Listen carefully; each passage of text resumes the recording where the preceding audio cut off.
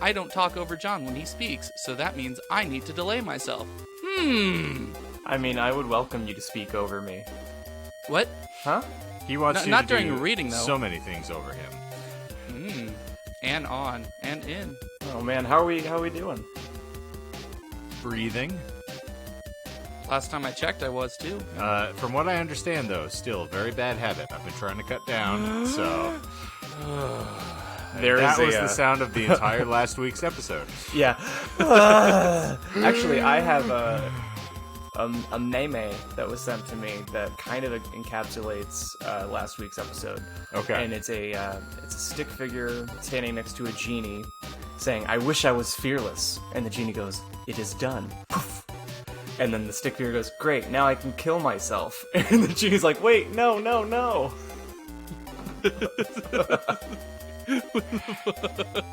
So I suppose we can just, use that as our means to dive right into the show. But before we do that, lest we get ahead of ourselves, by the eternal, behold. It's the Disinformed podcast. I'm Shane. I'm John. And I'm Michael.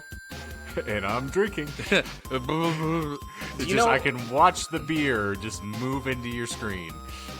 Do you know how I knew that last week's episode was, for lack of a better word, fucked? We fucked up Beholt. Like, there was like a sad hand job of a Beholt. Well, we were 1 foot out from the gate. You had just slapped us in the face with the shit piss poutine. Yeah, I couldn't Beholt it. Well, I've learned that I can't sexually charge you guys at the start of an episode. I have to hold off until mid to end. You gotta warm us up to that. I'm gonna also just let's recalibrate here for a moment. There's nothing sexual about that at all, unless you have a depth of depravity heretofore unseen in this particular room. Because I do not need anyone to defecate or urinate on me in order for me to be aroused. In fact, it's quite the opposite effect. He didn't ejaculate on that. His tits were not involved. He didn't, we didn't see the end of the video. We didn't see the end of the video. I don't know. Maybe he did. The Velveeta had to trickle down his balls first or something. What I'm saying, or what I'm trying to say, is that if Ridley Scott and H.R. Geiger can get away with saying that aliens is just a sexual metaphor, then I can also say the same thing about the poutine. I'm not sure they've ever specifically said that. Yeah, I'm going to have to cite that source there, bro. I will cite it. It is the 5th disc on the Alien anthology set. Now where there is discs you've had. Right. It is the doc that kind of unfolds Alien. I think, Shane, you've watched it, probably. Oh, yeah. Ridley Scott in particular talks about how sexual all the design is supposed to be, like how sexual it's supposed to evoke sexuality. Yes, I don't think that the entire film series is a metaphor for sexual impregnation. I didn't say the series. I said Alien. It's kind of, but Alien, like, there's very minimalist portion of that really involves the actual impregnation sequence. Yeah, but then you have fucking Dildo Gaggins shoving the magazine down Ridley's throat, or at least trying to once he goes. Yeah, I would say there are aspects of it, but I mean, like he was saying that Geiger's like his whole design for the alien. Oh yeah, whatever, like the monster in particular, and then also the scenery on the derelict ship. Yes. Anyway, which constitutes about like a 16th of that film when you really go into runtime. Yeah, it's a sloppy Sigourney segue into saying that I have completed every Alien movie that's properly involved in the timeline. I'm not talking AVP or anything like that. But, right. Resurrection was a joke.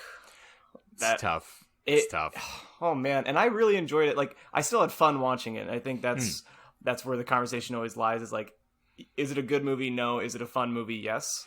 From the director of Amelie, you would expect nothing less. And I've never seen that, but now I want to, because I think, if I understand correctly, he got shafted the same way David Fincher got shafted on Alien 3, where the studio basically kind of like hindered a lot of the things that they wanted to do. In fact, on his preamble to the movie, he's like, this isn't a director's cut, because I'm happy with what I put out. This is them doing a special edition, where like things weren't exactly where they wanted it to be, so they've gone back and done these things. It's very has like a subtext of like pity. Oh. I think his film was probably the least doctored out of the entire saga, basically, comparatively. Fincher's was the one, I mean, they basically just, duct taped the thing together with bits of cardboard and, chewed gum. So, I think he really more of saying there were added bits of footage that they put back into the film, but I don't think it was that they were editorializing, whereas they have... David Giler and Walter Hill have really made a point of editorializing and like fucking that entire series as often as humanly possible. So I will say I don't remember the term that they have for it in the community for Alien 3, but it's whatever the director's cut or the like extended version of the movie is. Apparently came about, like was rumored, like you had to like pirate that video for a long time before the anthology came out. It's the Fincher cut, yeah. Yeah. I think it's not my favorite, but it definitely had me the most engaged. Maybe it's because I'm biased because I really like David Fincher and I want to enjoy everything that he does. But I think there are a lot of cool things and themes that they hit on in Alien 3 as opposed to the other two. Have you watched all the like making of documentaries for those as well? No, that's another project of mine. You need to, because the whole concept for Alien 3, like he didn't even have a shooting script when they went in to make that movie. By the time he was on set, they were handing him pages of the script as he was shooting. Jesus Christ. You have no editorial control of how that film came out. So I mean, that there is any semblance of thorough storyline or through line is just a marvel. It's ghastly. So yeah, that's incredible, because I was thinking, because the whole point of the rewatch is so that I could get to Prometheus and Alien Covenant, which I know, with any franchise there's going to be arguments on which the best installments are, and I'm not saying that those are the ones in particular, but they're the ones that I have the most fun with because I saw them in theaters. You get the chumminess of that, but I was thinking how awesome it is for Ridley Scott that he got to start it with Alien, and then he got to come back on his own terms, and then continue on, and basically by doing a prequel, canonically avoid what people did to his original idea. So by the time you hit Covenant, it is just a bloody, panic-inducing spectacle. Because I think, oh Jesus, yeah, in every act of that movie there is a moment where you're like, ugh. Like it's like he was like, you know what? Alien was its own thing in time, and if I could do it again now, this is what I would do, and that's what he did. Yeah, I feel like Prometheus has a lot more cohesion to me, plot-wise, than Covenant does. Agreed. Yeah, Covenant feels like a paper doll kind of movie where they just had plot points they wanted to get to, and they strung it together with the most sort of like tangential sort of bits of storyline for connective tissue. But if Resurrection would have been executed as well as Covenant was executed, I think we would be having a different ranking. And we've officially lost 15 of 16 listeners, including Michael. I mean, there may be some Alien fans out there. You never know. I don't even know what an alien is. I thought Neither we were does trying Trump. to keep them out of the country. Damn it! Ah! Damn it! You beat me. Well, speaking of losing the plot, how about last week's show? Because I feel I've never blacked out from drinking before, but I feel like if I was to have blacked out, it would have been last week, because I don't remember anything. In fact, I finished reading a book today, and as they sloppily tried to put together like a satisfying ending, heavy water came up. And I was like, heavy water? Why does that sound familiar? Damn, I'm sorry I put you that far to sleep with my episode. Like, no, damn. I think there are important lessons to be learned, and we are constantly refining our methods here, and I think it brought up a lot of really interesting points for me as I started listening back. The criticism, I should say, the feedback I got, because it's not critical, but most of the conversations I've had were people saying, roughly, if I'm paraphrasing, they didn't have enough breadcrumbs to get home by the time we got 3/4 of the way through. And I think, one, taking nothing away from you readily admit that trying to put together a coherent narrative is not necessarily always your strong suit. And so a lot of the things surrounding the plot of trying to take over that plant and the British incursion and the Norwegians versus the British and all the things, like, it's a convoluted plot to begin with. I got too big for my britches there. I was like, oh, I'm going to include every single part of this thing instead of... I should have made it like, like the Hobbit. I should have made it into a stretched out 3-part series. Then I could have gone into detail. No, God, no. No. Dense. No, I honestly should have just done the sinking. Like, well, so maybe a paragraph of, there's a dude trying to sink this. The positive, I would say, is the passion. Because you got excited enough where you were like, this episode is going to blow your fucking mind. Right. And, like, you put so much hard work into it, and that's the cool part to me. However, I don't even think my thing is breadcrumbs. I think mine is just intelligence, and I'm just never going to be there. Oh, you don't have to try and boost me up by letting yourself down. I kind of agree. Like, I haven't listened to it aside from editing it because I'm still like a couple of episodes behind on my listening through of everything. But I definitely know that I should have either completely scrapped all the middle part. So intro, fine. Actual last operation, fine. But I should have just cut out all the middle stuff because I think that's where I lost everything. And instead of just like a paragraph, this is the situation. Go. I think it because was I drew it on too long. I think the idea of like the plot in and of itself is interesting, and I was particularly actually piqued by that section. I think it is one. We can't instruct scientific principle on here very readily. And it's not what the podcast was built for. I think we talked about this just even with the pilot episodes of the things that you sent me initially is like, we can't really indoctrinate people that well. And listen, I am sure there are throngs of people out there who could not give a shit about cinema at all. So listening to John and I droll on from time to time is probably just anathema to them as well. What it really kind of brought into focus for me was a really interesting idea comparatively where I'm like, we should keep the concept of the show compartmentalized within the show itself. So that, like, my thought was the episode doesn't have to be an entire let's go full deep dive into things. Because, one, it's not really riveting to listen to someone read for, 40 minutes of just, okay, well, here's a Wikipedia article.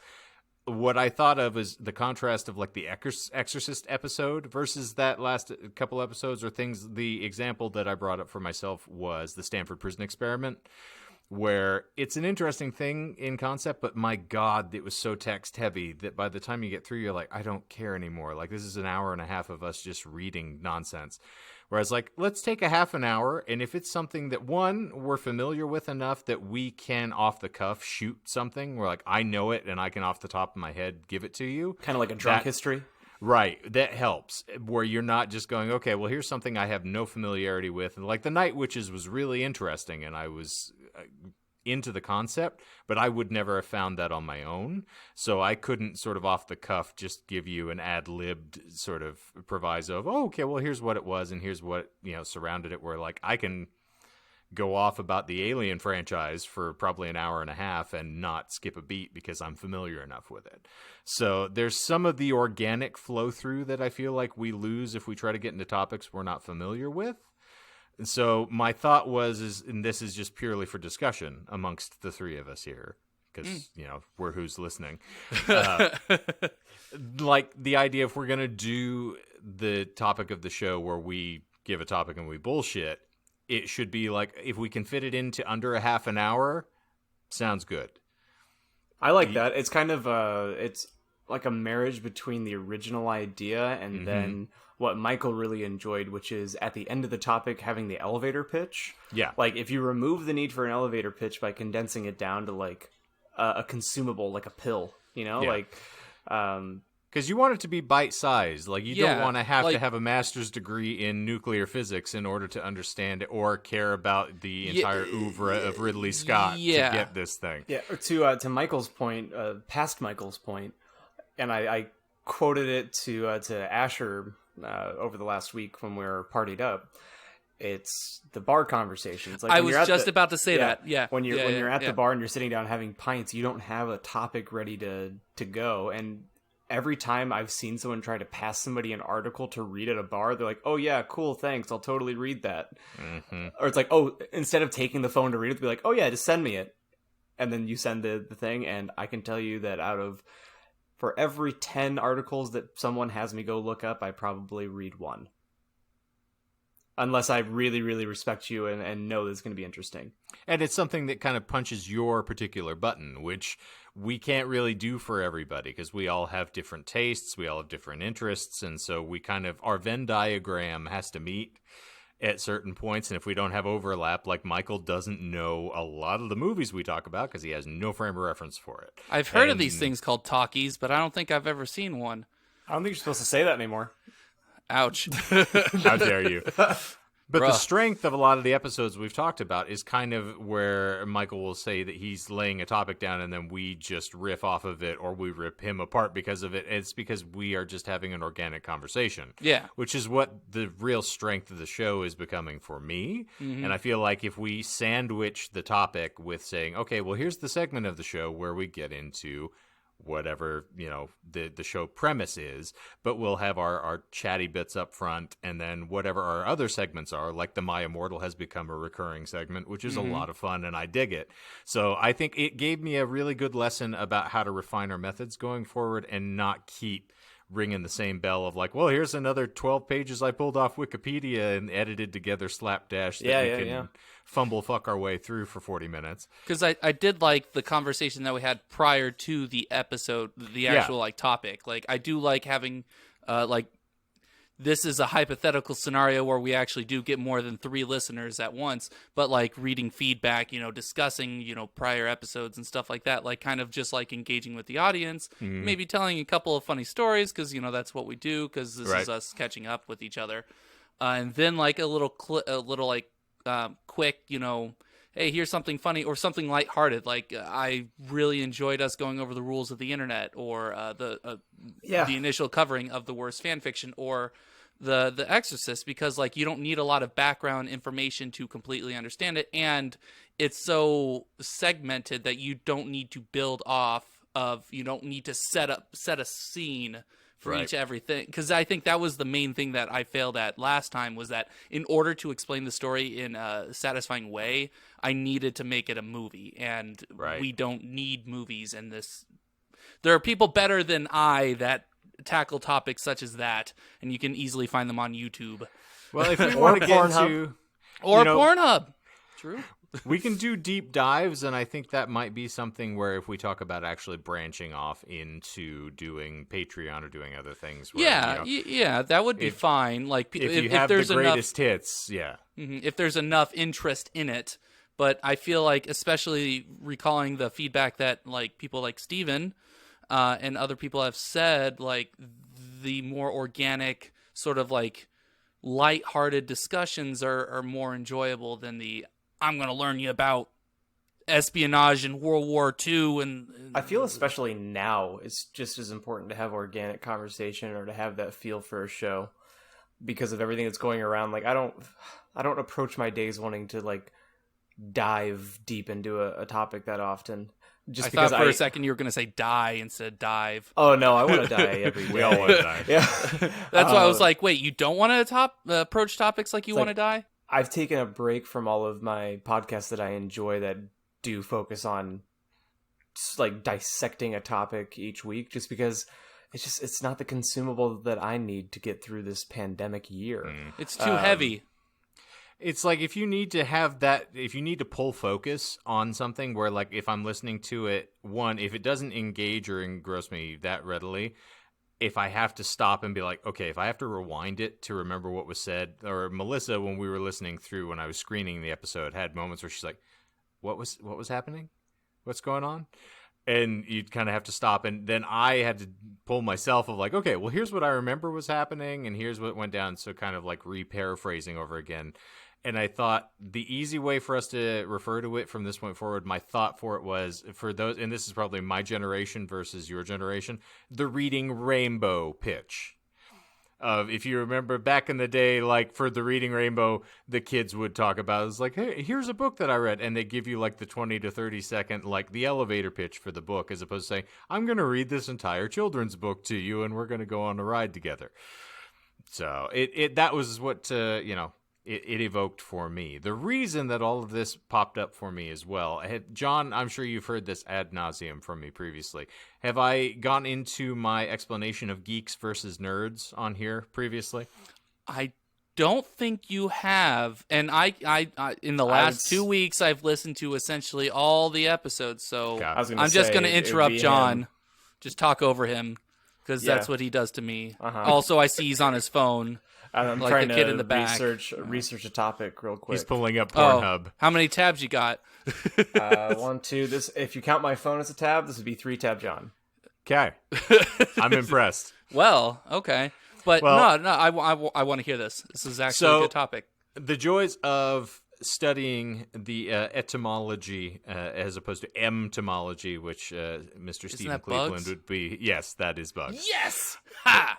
Mr. Stephen Cleveland made a point of pointing that out to me at one point when I was speaking and got a little flummoxed with my tongue and had to take the wrapping off of it, and it slid closer to emtomology than it did to etymology. So the origin of the term geek is from the carnivals, where the geek was the individual who bit the heads off of animals in the freak show. Which is fun. Yeah, see, it's not something that is probably readily known for people, but yeah, the geek in the circus is the guy who would go and bite. So for people who sort of profess to be geeks about things, one, don't know that, probably, very likely. It's because that's the noise that the animal made. It's So the Ozzy Osbournes of the world, who just readily went around pulling bats' heads off.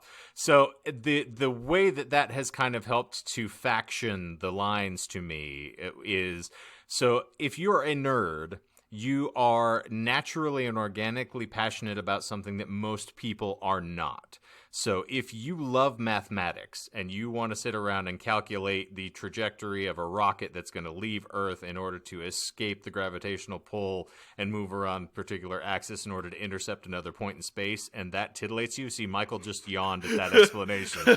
I was pretending to yawn, and then I actually did yawn. See, there you go.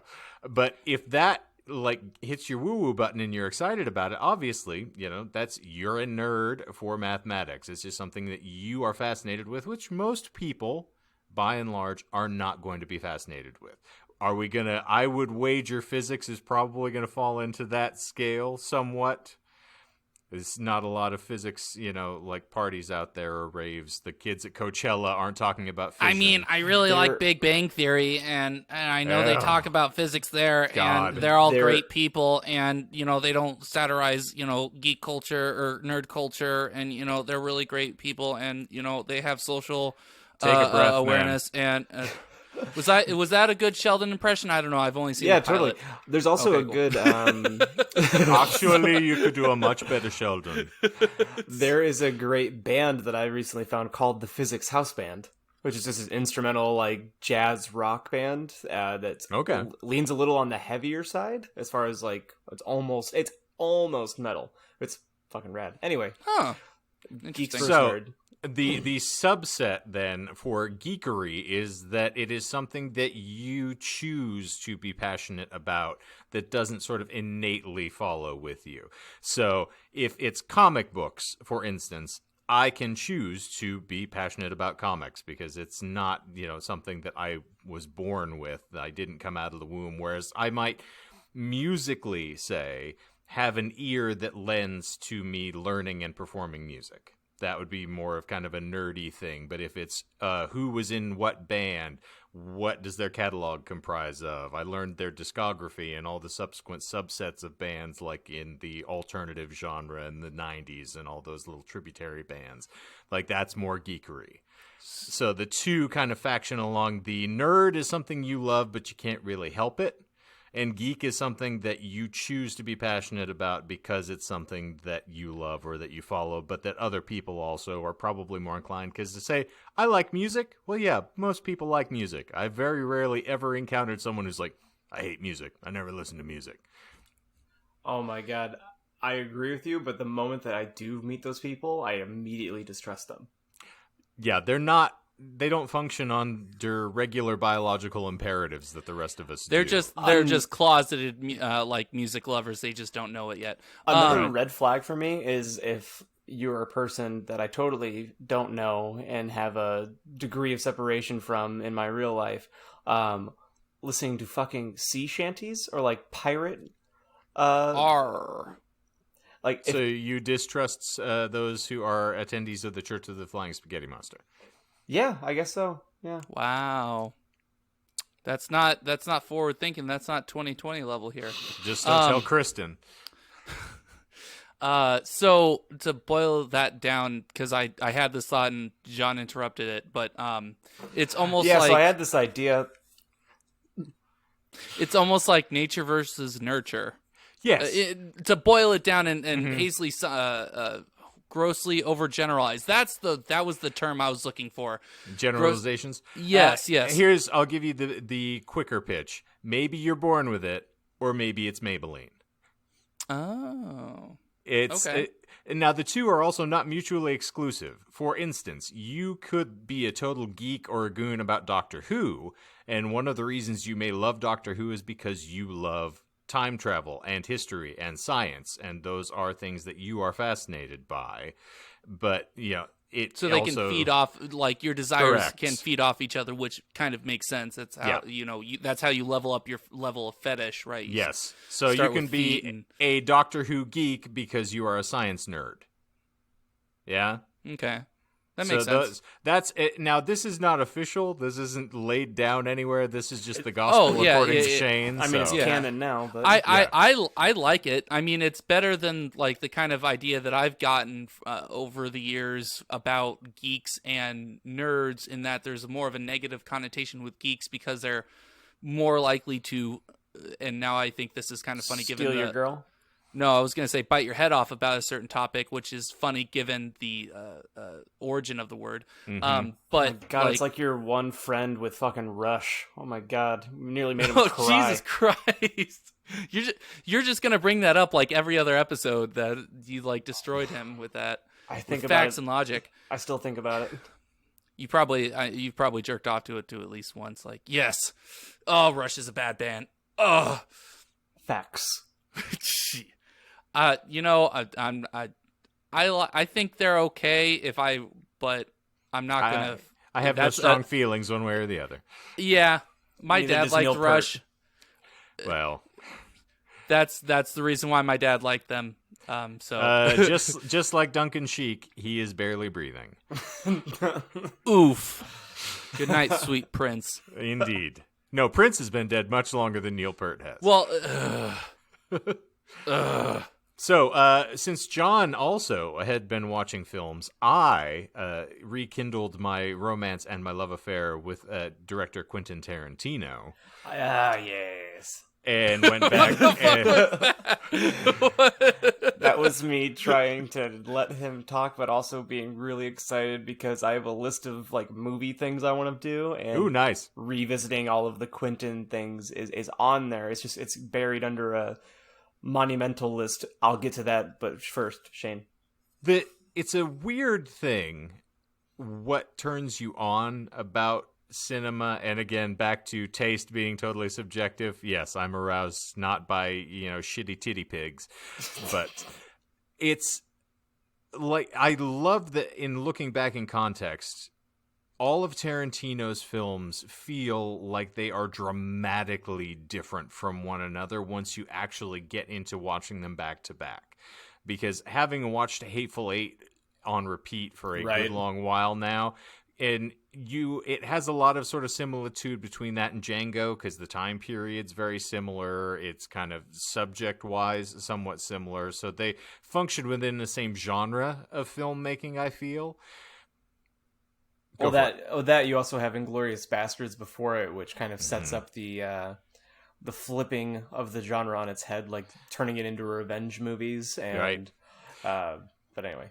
The thing that like kind of stymied me is those three are the more recent films, and so then going back into the things I hadn't seen because I haven't watched Kill Bill for a while, but Kill Bill Volume 1 and 2, those feel like dramatically different movies to particularly like contrast to Hateful Eight. Like they do not feel like it is the same. It feels like Tarantino because it is Tarantino, but it doesn't feel like it's that typical like zeitgeist, whereas every Kevin Smith film feels like a Kevin Smith film. Oh, absolutely. He has varied from the formula somewhat because if you put Red State up against Clerks, they do not bear any similarity to each other, but it took him a long time to get there.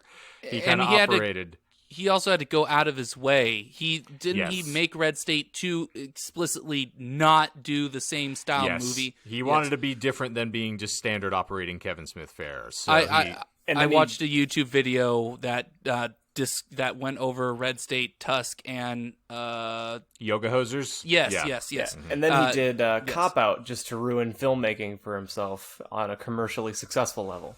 Yeah, but it's just another. Even that felt closer to a Kevin Smith film, but he didn't write it, so the dialogue is different. Whereas, like most Tarantino films, the hallmark is the sort of dialogue because you can pull from that as like those are the things that have the simulacrum to one another. But think about the auteur filmmaker who went from Reservoir Dogs being his first film, which that is such a bizarrely contrasted thing, whereas like Pulp Fiction and Reservoir Dogs have a bit of like through line because they're both gangster films and they revolve around crime syndicate kind of activity. And then you drive from that to Jackie Brown, which also has an element of criminality to it. And so that makes sense. So there's a cohesion between those films. And then you hit Kill Bill, which, again, criminality tends to follow. And that seems to be, if I have any linear thread that goes through all those films, it's criminality, which is interesting if you're running through it. But they all feel like dramatically different genres of films. And from a man who is a fan of all genre films and really loves film, that's really what he was trying to do. Akin to us wanting to do different genres of music with the albums we've been cutting. So it's really fun to kind of look back at it and just feel how dissimilar they are from one another. That is really cool. So it's been interesting. It's a bit of a riotous ride, as it were.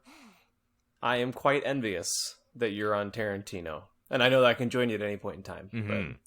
But after finishing Alien, I decided I've been wanting to do this for a long time, and I feel like I have enough time that it's probably gonna take like a month. But I wanted to rewatch all the Marvel movies, but in chronological order. Yeah. So starting with Captain America, and then I think the next one would be Marvel or Captain Marvel, like where they have like going from World War. Like actual chronological, like Yes. story okay. Yeah. So I just got through Captain America this morning, but I was telling it to Becky last night because we're just trying to decide what to do. She goes, "Oh, well, I mean, we both haven't watched Black Panther." I was like, "Yeah, but that's 18 movies from now." Yeah, that was the fun thing with Melissa and I when I started doing that as well, is finding the things where I knew she would want to dip her toe back in the water, and Black Panther was one of the ones. Captain Marvel and Black Panther are kind of the two that really buzzed and resonated. I haven't seen her. either of them, so I'm excited for the next one. Wow, You haven't okay. seen Black Panther, huh? No, it was one of those movies that got beat to death by working behind a bar. Okay. Where everyone was salivating and saying how desperately I needed to watch it. Oh, you haven't seen it? You need to see it. To the point where I was like, well, how about I don't? The Arrested Development effect for me. Yeah. I love the soundtrack. I think the soundtrack's a lot of fun. Wait, you haven't it's a good seen film. Arrested Development, Shane? Nope. Huh. I have had enough people who basically same- told me it would be my favorite thing that it talked me out of watching it altogether. That's fair.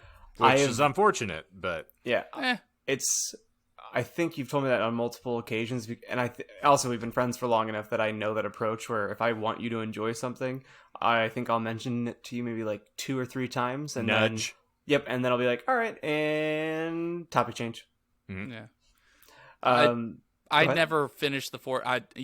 No, John, I'm gonna talk right now. Ha! Remember, there's Hello? 3 people here, John, not just you and Shane. I No. thought isn't this show 2.5 Men? Okay, you can call your dick like half a man, but like you don't. Hey, don't you need to leave bring it Emperor up. Palpatine out of this. Do it. You remember? How am I going to forget that you called your dick Emperor Palpatine? Good. I'm not gonna recommend it because you call your dick whatever you want. I'm more talking about Arrested Development. Sorry, I'm like Well, now that he's all done over the talking place. about his homoerotic fantasies, what were you gonna say, Michael? The correct term is homoerotic fan fiction. Okay. But anyway, Arrested Development. I never watched when it originally came out. I watched it like probably a year or so before the fourth season, before it was renewed on Netflix. I mean, like, I liked it. I like the inside jokes. I love callback references. If you like that, cool. If not, I know I know a couple people that just like didn't get the jokes, didn't find it funny. So it's a matter of taste. Like, I don't think there's any one show that's like everyone needs to see it because it caters to everyone. Because when you cater to everyone, that's when it stops being good for anyone. Yeah, you can't make pablum because then it's basically you have to make it tasteless. It's from The Hangover 2 or 3 where they're talking about like, you're the rice that we feed the elderly because it won't upset their stomach. Why are we giving a middle finger? Okay. Because he's taking a picture of the computer, so I assume he was posting that for the grams. And I was trying to What's be going on, the Grum? engaged in our podcast as opposed to you two just fumble fucking each other over here. No, but shit. Yeah, can you repeat what you just Son of a bitch. We're saying you have Pay to attention, Michael. if you want something to appeal to everybody, basically you have to make it tasteless. You have to make it to where it just because otherwise you lean too heavily towards something that might alienate somebody. That's why going from watching the Alien movies to going to watching a Marvel movie was a dramatically different endeavor. Where like I bet. I started Captain America last night with the intention of watching just the beginning, just to kind of be like just to dip my toe in, and ended up staying up until like 1:30, which is the latest that I have stayed up this entire time in isolation. Nice. My bedtime's been like 11:30. It's fucking nuts. I have actually reduced the amount of time I sleep these days. I went from being a routine 8-hour sleeper to I probably function between 5 to 6 hours of sleep a night now. Okay. So I'm going to hit the Kevin Smith era where I'm, I sleep micro naps of 4 hours, get up, get stoned, and then go on about my business. Fantastic. I mean, like, they're what is it called, the Iron Man sleep cycle or something like that, where you take 20-minute naps every like 4 or 5 hours, and you only need like, I knew someone in college that did that. She was able to get to an hour and a half of core sleep a night, and then she took like 2 naps during the day or 3 naps or something like that. And I couldn't do it. I've rediscovered the midday nap. The midday nap is a beautiful thing. See, I can't nap. I really cannot. My brain won't shut off, 1, and then 2, when I wake up, I'm all groggy. Like, it doesn't revitalize me. I'm just wasted. I was usually the same way. So now I just keep my fucking eyes shut.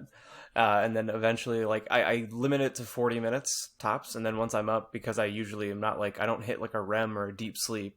Like, I'll open my eyes up. I need like a Coke Zero or something when I wake up, like some caffeine again, but nothing like, it's not like a full reset of the day, but that's how it used to be for me too, Shane, where I was like, man, it's what is it? The cure is almost worse. Like, anyway. Yeah. I think I know the phrase that you're saying, but since that's been brandied, it's been brandied about with respect to this actual pandemic that I've seen that I don't want brandied about. Isn't that brandied? It's bandied would be whatever. Tomato, potato. It's been used with respect to this current epidemic, and so I don't wish to use it. Boycotting that particular idiom. Done. Slang, whatever. You just gave me a Sigourney segue. Ooh. Shit. Can I take it? No. Hey, by the way, we're 40 minutes in. We don't have a topic today. Thanks. Oh, I forgot you always say what the topic is. I don't know why. It's because you don't respect me as a human. No, not really. I was going to talk about what I'd watched recently, but no, you go ahead and talk. I'll just Oh no, but Sneak it in somewhere. I'll find some. I'll find something. I think No, we go, finally managed to goad Michael into being upset. it's hard to hear you with that No. pity dick in your mouth. With that what? That pity dick? Pity dick? That's stuck in your mouth that makes it hard for me to hear you. Feel sorry for me, please. Pretty piggy titty shitty pity titty. Michael, I have what I want to talk about pulled up, so I'm not going to lose topic here. What I have said you go watched? for it. What have you watched recently? No, I said go for it. I'll find a way to sneak it in later. Oh God, do I have to be the mediator here between the two of you fighting? Speaking He of started it. Speaking of God fighting, almighty. I have been desperate to verbally fight with people or over text fight with people. Just personal events on the side.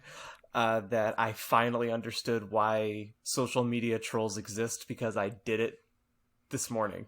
Okay. Oh no. I'm very intrigued. Does this have to do with your segue? Yes. Is this it? Oh, okay.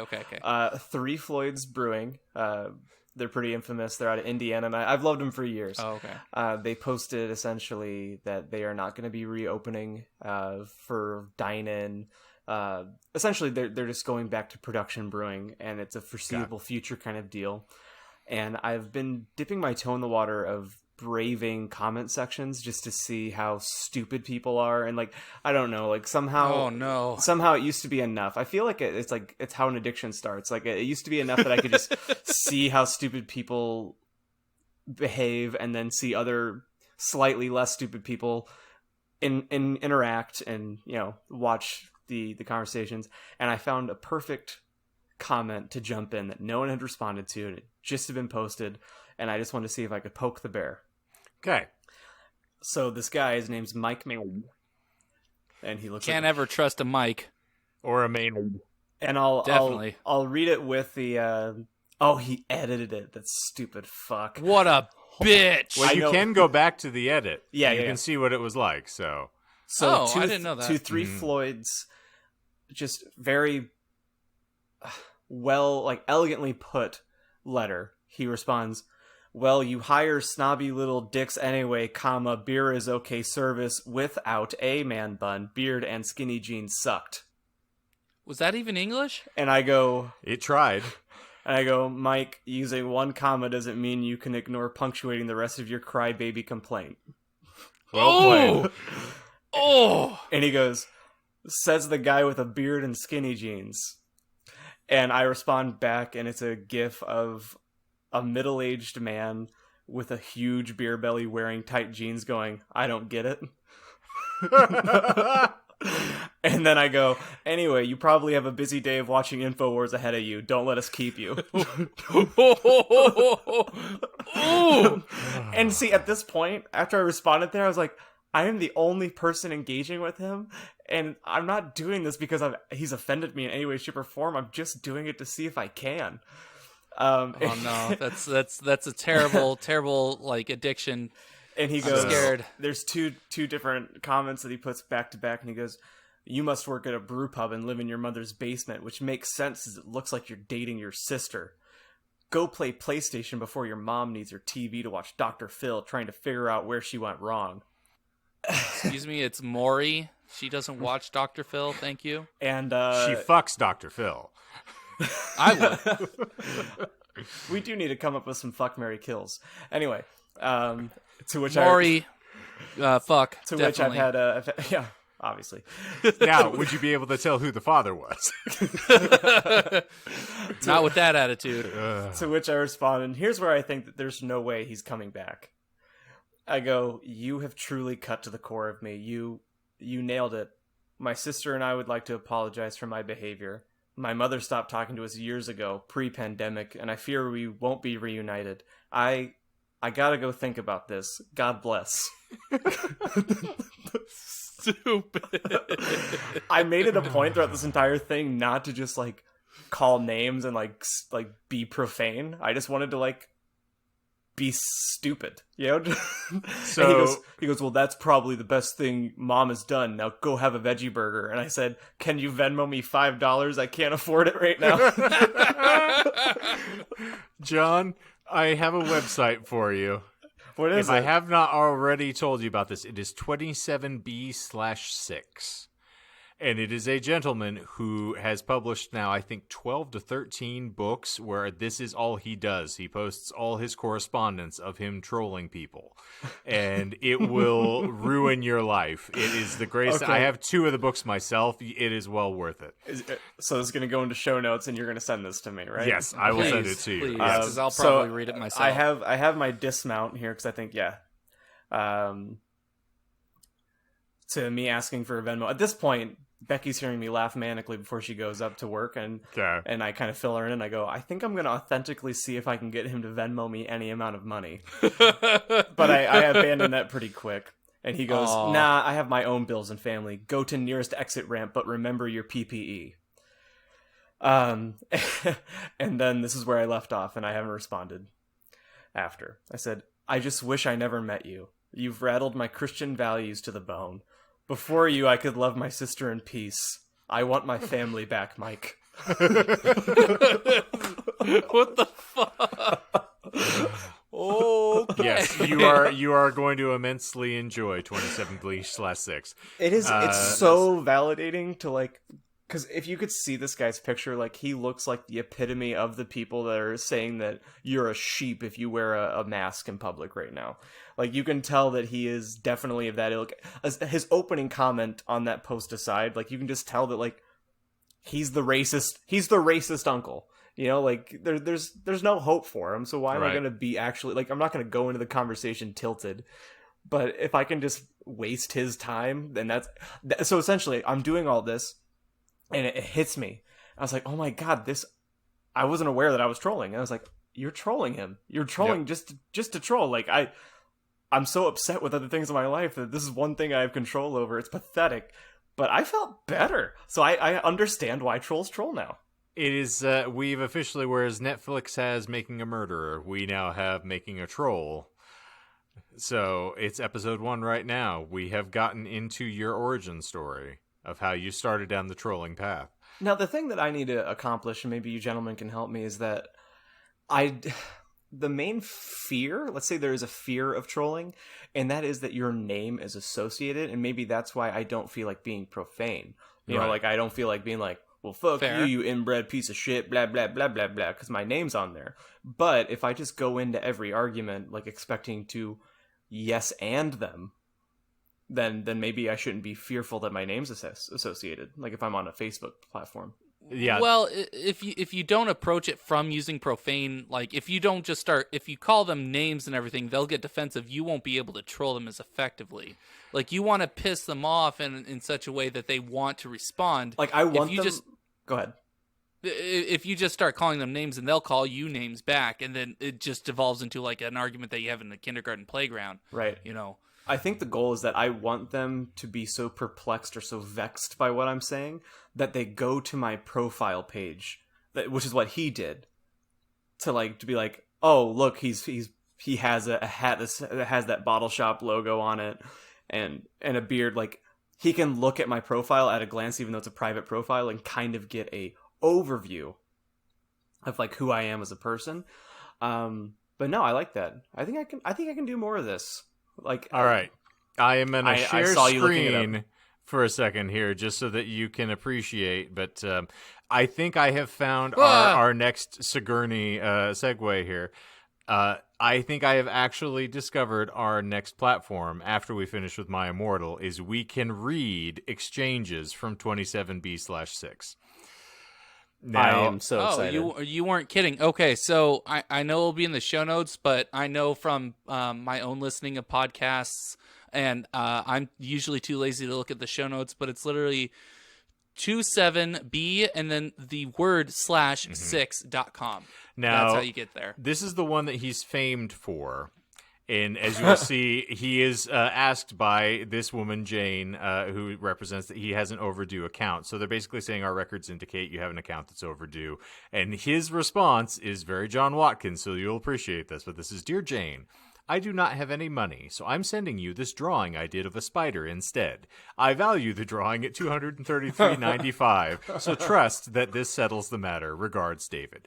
So David Thorne, he is a web designer from Australia, I believe, and so he just publishes this entire exchange of this woman going that she's nuts. Now it devolves where later the spider only has 7 legs, and she's like, I can't accept this. This is ridiculous. And rather than being like, oh, well, I realize you can't accept a drawing of a spider with no monetary value to offset what I owe you, he says, oh, well, you should have just pointed out that it only had 7 legs and it was a subpar rendering of a spider, and that's why you won't accept it. So here, I've amended the drawing to a spider with 8 legs, so hopefully this now settles it. So this just keeps escalating for the end then. So John, I think this is something we are going to be able to pick up. Now, you do require but you do need to be able to see the photographs on some of these, but that might be something that we can do as a group once we finish with the My Immortal. There was a couple of side tabs on there. I think one was like Nigerian sex slave, another one was like Wank Pro. And then New Hope for Thomas. They're great. I am intrigued. What's a waifu? If only I knew. You poor sweet. On the same note of that, as the resident weeb, I can tell you what a wife. On that same note, for being able to touch back on that topic later, Shane, my brother-in-law has an epic saga of a perplexing gentleman he met on LinkedIn. Ooh. Who defies all logic and reason. And if we were to ever do a guest spot on this show, I think it would behoove us to have Scott Diebel on here next. I'm intrigued. Stop, I can only get so hard. And I'll talk to him outside and see logistically that's something that we can accomplish. But if he's willing to come on and talk about this man, it would be primo. I'm intrigued. We could do it. We could do a series arc. We could have him in the middle of the 27. 27B/6. Yeah. So anyway, that got me peaked because Scott's the individual. I have to see how far along he is. He made a PowerPoint about this guy.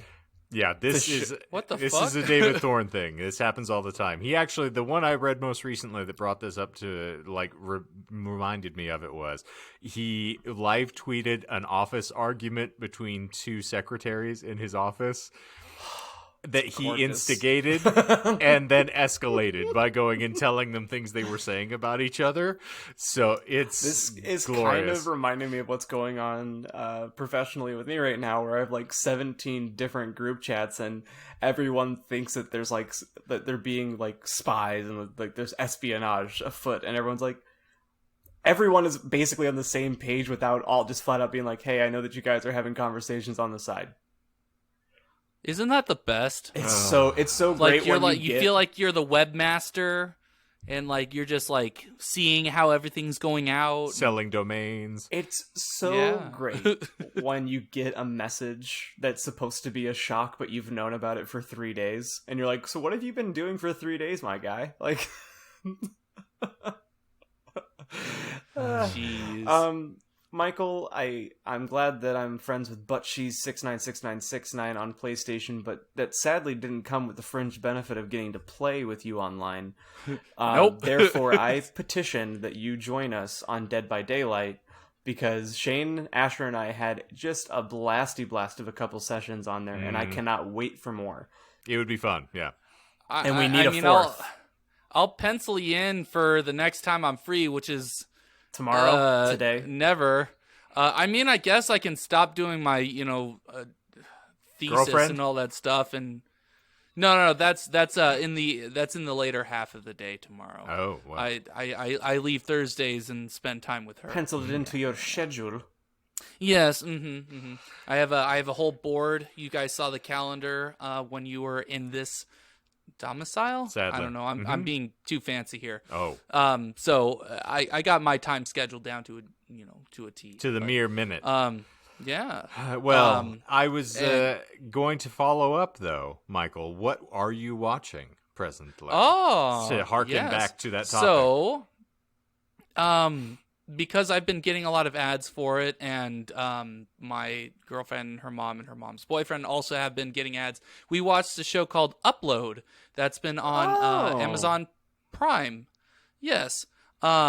And so the whole premise, and I'll just give it as a premise, 30 seconds, probably 30 seconds, probably. Well, if you do, you're going to clean it up. Is The explanation of giving the premise is going to take 45 seconds, Michael. It already has. So the whole idea is that when before you die, you can upload your consciousness into like a computer program. Ooh, like almost like the Ubik. Matrix. Sure. It's a book by Philip K. Dick where you upload your consciousness. So, and okay. Amazon's been pilfering a lot of PKD material these days, so that stands to I reason. believe it. I know that it's directed, produced by the guy that makes The Office, that made The Office. The Office, the American version. The Office, Parks and Rec, Brooklyn Nine-Nine, and The Good Place are all under this guy who plays Mose on The Office. I've never completed an episode of The Office. You're not either. missing out. I'm not telling you to watch it, but for people listening, they'll. Yes. I don't remember who that character is either. So, shit, you even a fan? No, I've watched a couple episodes. I know who Michael is. And I'm Michael. And then Lois Lane. But the humor's pretty good. It's got a lot of references. It's been interesting. I've watched 7 out of the 10 episodes that are currently out. Has it gone quantum yet? No. Thankfully, they do not explain any of the science at all behind it, and it is glorious. They just say, up, and your consciousness gets put in there, and it's in a computer. So they do the Looper pitch. Yeah. I guess. I just watched that last night, by the way. Not to go tangential, but yeah, I watched Looper again. So I was thinking of Jumper. I was like, that's the one where you can just like jump to various places on the earth, right? And I'm like, no, that's Jumper. I wish you'd literally, it's in the title. Step back from that ledge, my friend. Good cut ties with all the lies you've been living in. I feel third eye blinded by that. Yeah, you should. If you never want to podcast again, I would understand. Yeah, I would definitely understand. Well, I would walk 1,000 miles if I could just not podcast tonight. That's a meta joke, by the way, for all of you who know, you know. Oh, I get it because I get it. Do you get it? Wink. Do you actually get it, Michael? I mean, I know the song reference. Stephen Jenkins, the lead singer of Third Eye Blind, is or was, I'm not sure about the current state, but was married to Vanessa Carlton. Oh, wow. Okay. All right. Well, that is John definitely didn't even know no, that. that is a Shane Hunt Award sticker if I've ever seen one. And you both failed, so we fuck did. off. I'm like, I know the song, don't know anything else about what the reason is. I feel like it's been a while since we've had a way to organically bring this up, but since we're talking about shows and we're talking about straight to streaming shows, Pornhub? Yes. No. And Melissa has checked out of the episode. CBS All Access released some more images today from The Stand. I forgot. They're producing that, right? Yeah, and I forgot that it was supposed to be. It's going to be coming out this year as well. And that is awkwardly timed as fuck. Yeah, it looks fucking like the stills are amazing. So they cast Skarsgård, the big names. the dude. Wait, fuck the dude that plays Pennywise in the most recent thing. His brother. Oh, I don't care. The guy about who him. played who was the heartthrob in True Blood. That's like Not saying Bill, Alexander. there we go. Yeah. He plays It's like Randall Flagg, and there is a still which shows him outside of the prison cell wearing the blue jean jacket with the smiley dude. the smiley face pin on there, and I cannot wait. I think he's gonna crush it, and I got excited because I misread the article at first, and I thought it was gonna come out at the end of this month, and I was like, there's nothing more that I would enjoy than having hours upon hours of prime Stephen King content to consume. And then, after researching to find that I was wrong, I found something super interesting that should be a big plus for all three of us, which is the final episode of the miniseries. I think it would be episode 10, will be written by Stephen King and Joe Hill. Get the hell out. Yeah, the screenplay for the finale will be father and son working side by side. So That's Dang. phenomenal. I cannot Yeah. wait. Considering it looks like we're probably not going to get our panels. Oh, we'll get our panels. Not with that attitude. We'll just get the 3 as opposed to, Yeah. multiples. But oddly enough, that is a perfect Sigourney segue to something I had that I was going to put up on deck here. So many combos here. So I much just transition. started looking at the omnibus edition of the Dark Tower comics today. I need Yes. it. It's phenomenal. And it actually has maps of the world so that you can see how directly it got pulled from Lord of the Rings, because the way it's laid out is very much, and they actually show Gilead as having the giant like spire tower in the middle of it in the same way that they have for Where can I procure this? Amazon. anywhere. I got it from the library, oddly enough, but that's me. Okay. That is a brilliant idea. It's well worth it, but I was going to ask, since John has finally completed the arc of the Dark, or have you actually finished the Dark Tower?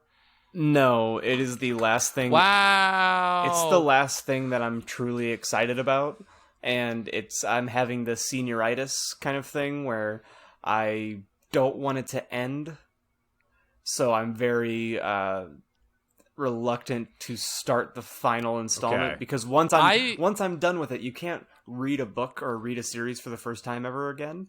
And also, when I mentioned to you guys a couple episodes ago that I was getting not burnt out on an author's voice, but like needing a tonal shift, it kind of all happened at the same time. I had forgotten the last That's one fair. you completed was Song of Susanna as opposed to the actual Dark Tower. Right, because I know that there's Wind Through Yeah. the Keyhole as well. But... Yeah, I was gonna say that's what like let me not, because I'm terrible at finishing shows. Like it took me about 4 or 5 years to finish House, and I actually needed to watch it with someone else. I watched it with my roommate. I got to the second to last episode, and I'm like, nah, I haven't finished Adventure Time. You name a show that I have watched, I probably haven't So finished it's like it. 4 shows. I haven't finished Community. No Great Loss. Yeah, that's fair. I can't think of any other shows that I've watched God. recently. I stand by my statement. Anyway, Well, what's funny, I think I am the only one amongst us here then that does not suffer from that at all. If I like something, I will greedily delve into it. Like, I need to get to the end. I can't hold off on things like that. Mine It is ruins it. mine is selective. Like there are some things that I like but don't like enough to care about losing the cherry popping, if you will. Okay. And then there's things that I like immensely, and it's the things that I like immensely where I get a little bit of like, I don't want this to end. Well, let me put something into context then. The only way that I could throw for the Dark Tower is there are so many things that actually pull focus when you finish that story that it would be akin to saying you didn't finish Breaking Bad. Okay. I did not. Because you really... I mean, I watched the first season, so that doesn't really. Okay, I was going to say, for the purposes of this discussion, Michael, you're not human and you don't take part in any of this. You're the I don't Dalek exist. amongst us, basically. Woohoo! Exterminate or ejaculate. Yeah, neither, please.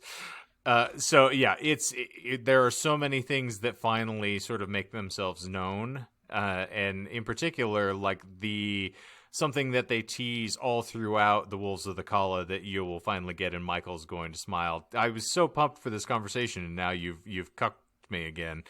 That's my you job. That blue understand- ball must be painful, man. You understand where the dry twist for Roland comes from, and why the hip bothers him so much, and a great deal of other things that happen. So, Okay, yeah, you got me smiling. Man. yeah, you got me there are smiling, so yeah, many yeah. really wonderful payoffs for that story, and it is disheartening at points. There are things that, again, you can nag to death about whether it executed because of appropriately. you, but- I have a spoiler already, and it wasn't your fault. Mm. It was because we happened to be on that Stephen King Facebook group at the same time. And Someone asked a moment in a Stephen King novel that always makes... Hold on a second. Spoilers for Dark Tower. Tune out if you haven't already read that, or etc. or whatever. Okay, cool. Go. Yeah, also, spoiler alert for when you're editing, Michael, there will be farts. Fuck me. Fuck future me. I whatever. Well, a moment in a Stephen King novel that always makes you cry or like always gets you right in the heart. And your response was when Oi dies. So now Yes. I know going in that since Oi made it through Song of Susanna that he's getting nixed, and I am quite attached to that Billy Bumbler. Yes, aren't we all? Well, let me say, His death was foreshadowed in He gets hit by a car. Got it. the what? No, in Wizard, his death, not necessarily how he dies or anything, but his death is foreshadowed in the Wizard's Glass. yeah, it's like the Breaking Bad thing was very apt, where I will say that as much He dies as of cancer? between you two interrupting cows today, I'm not going to make it out of this episode. Suicide by cop. You want a happy ending, and you expect a happy ending, a la the Lord of the Rings, where you want some things, but King stays very true to life in a lot of the way that it gets executed, except there are asterisks to a lot of these things, and you do get a really great payoff at the end of the book. But yeah, I'm telling you, you should not hold off on that for much longer, because one, there's a lot of the context you need to have, and remembering what happened in the previous book is very important. So I'm not going to extol the virtues any further than I have, because I'm not going to hard sell this either. But yeah, you'll appreciate it much more in totality when you see the whole thing in focus. Would it make you feel better that I have a time frame to when I'm going to read it? I think it's more I'm excited to have the conversation. So, I mean, it's not going to affect me one way or the other, really. Cool. I just got, my brain went, because I dipped my toe back in the water seeing the books and how the artwork is fantastic, as you can attest to from the segments you've read. So the graphic novel that you gifted me forever changed how I visualize the Dark Tower in my head. Mm-hmm. So listening back, so this will be like the 18,000th time of plugging that show, but listening to Kingslingers go through Drawing of the Three, and then the Gunslinger, I think is where I'm kind of at, is at the end. I finished them capping Drawing of the Three, all the flashbacks of Gilead and things like that. I can't see anything else than what they've shown in the graphic novel. Even being able to see Farson and Martin, and how mythical and magical, like darkly magical, everything is really cool. Rhea looks very different comparatively. So to me, oh my god, we're turning into a Stephen King podcast again. We haven't done this in a few episodes though, so it's fine. Yeah, that's true. Rhea in the audiobook, they make her sound, and it makes sense by the end of Wizard and Glass. They make her sound like the Wicked Witch. Okay.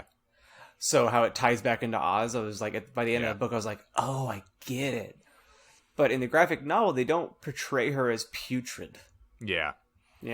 Which I think was really important for the first read through of like, she's gross, is how it's supposed to be.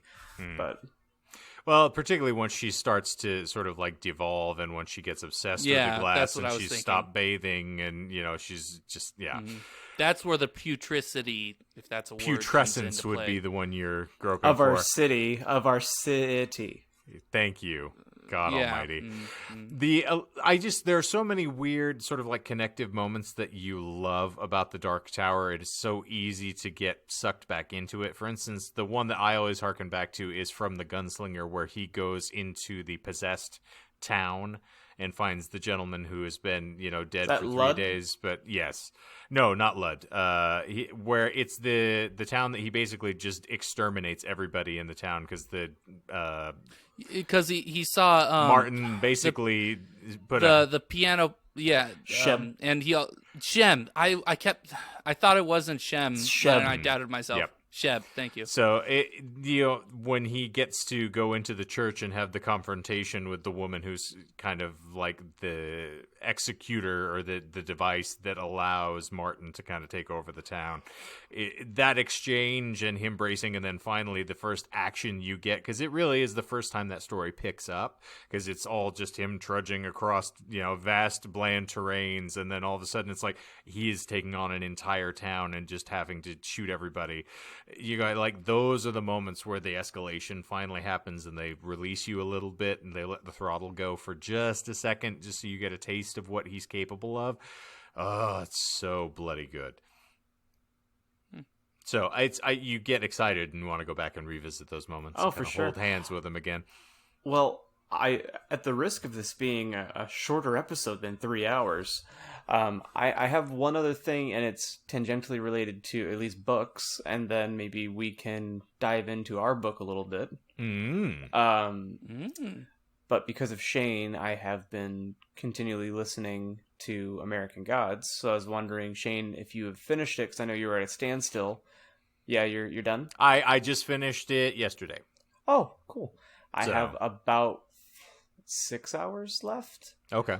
And the audiobook I can't recommend highly enough. It's fully casted. I don't know if I mentioned that. And I think, yes, you mentioned previously. I would definitely be down to hear it. It's wonderful, and it helped me because just past the middle point of that book in Lakeside or Lakeview, Lakeside. Yes.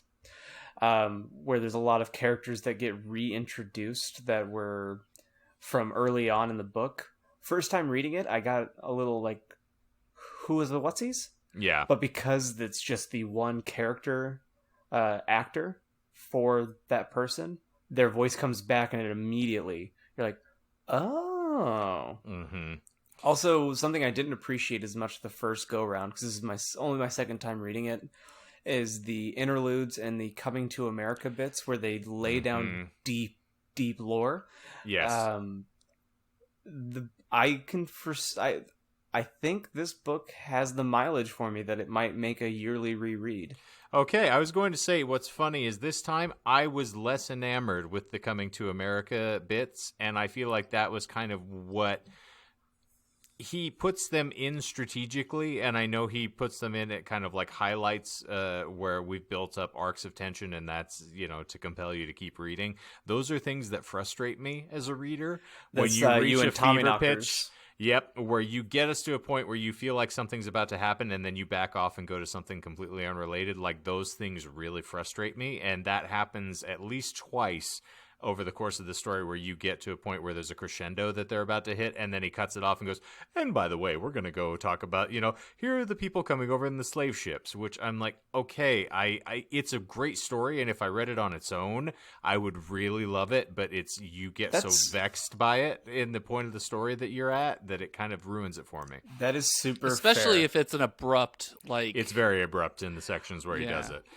It is abrupt, so... It's funny that you say that because I just hit that point where I just got to, like, where I left off is the beginning of a Coming to America section, and it just happened after a major character is broadcasted. Yep. The assassination of a major character is broadcasted, essentially. Yes. Other things that really grabbed me, though, this time around, now that I know, it's kind of like watching The Big Lebowski for the first time, where you don't know where the story's going.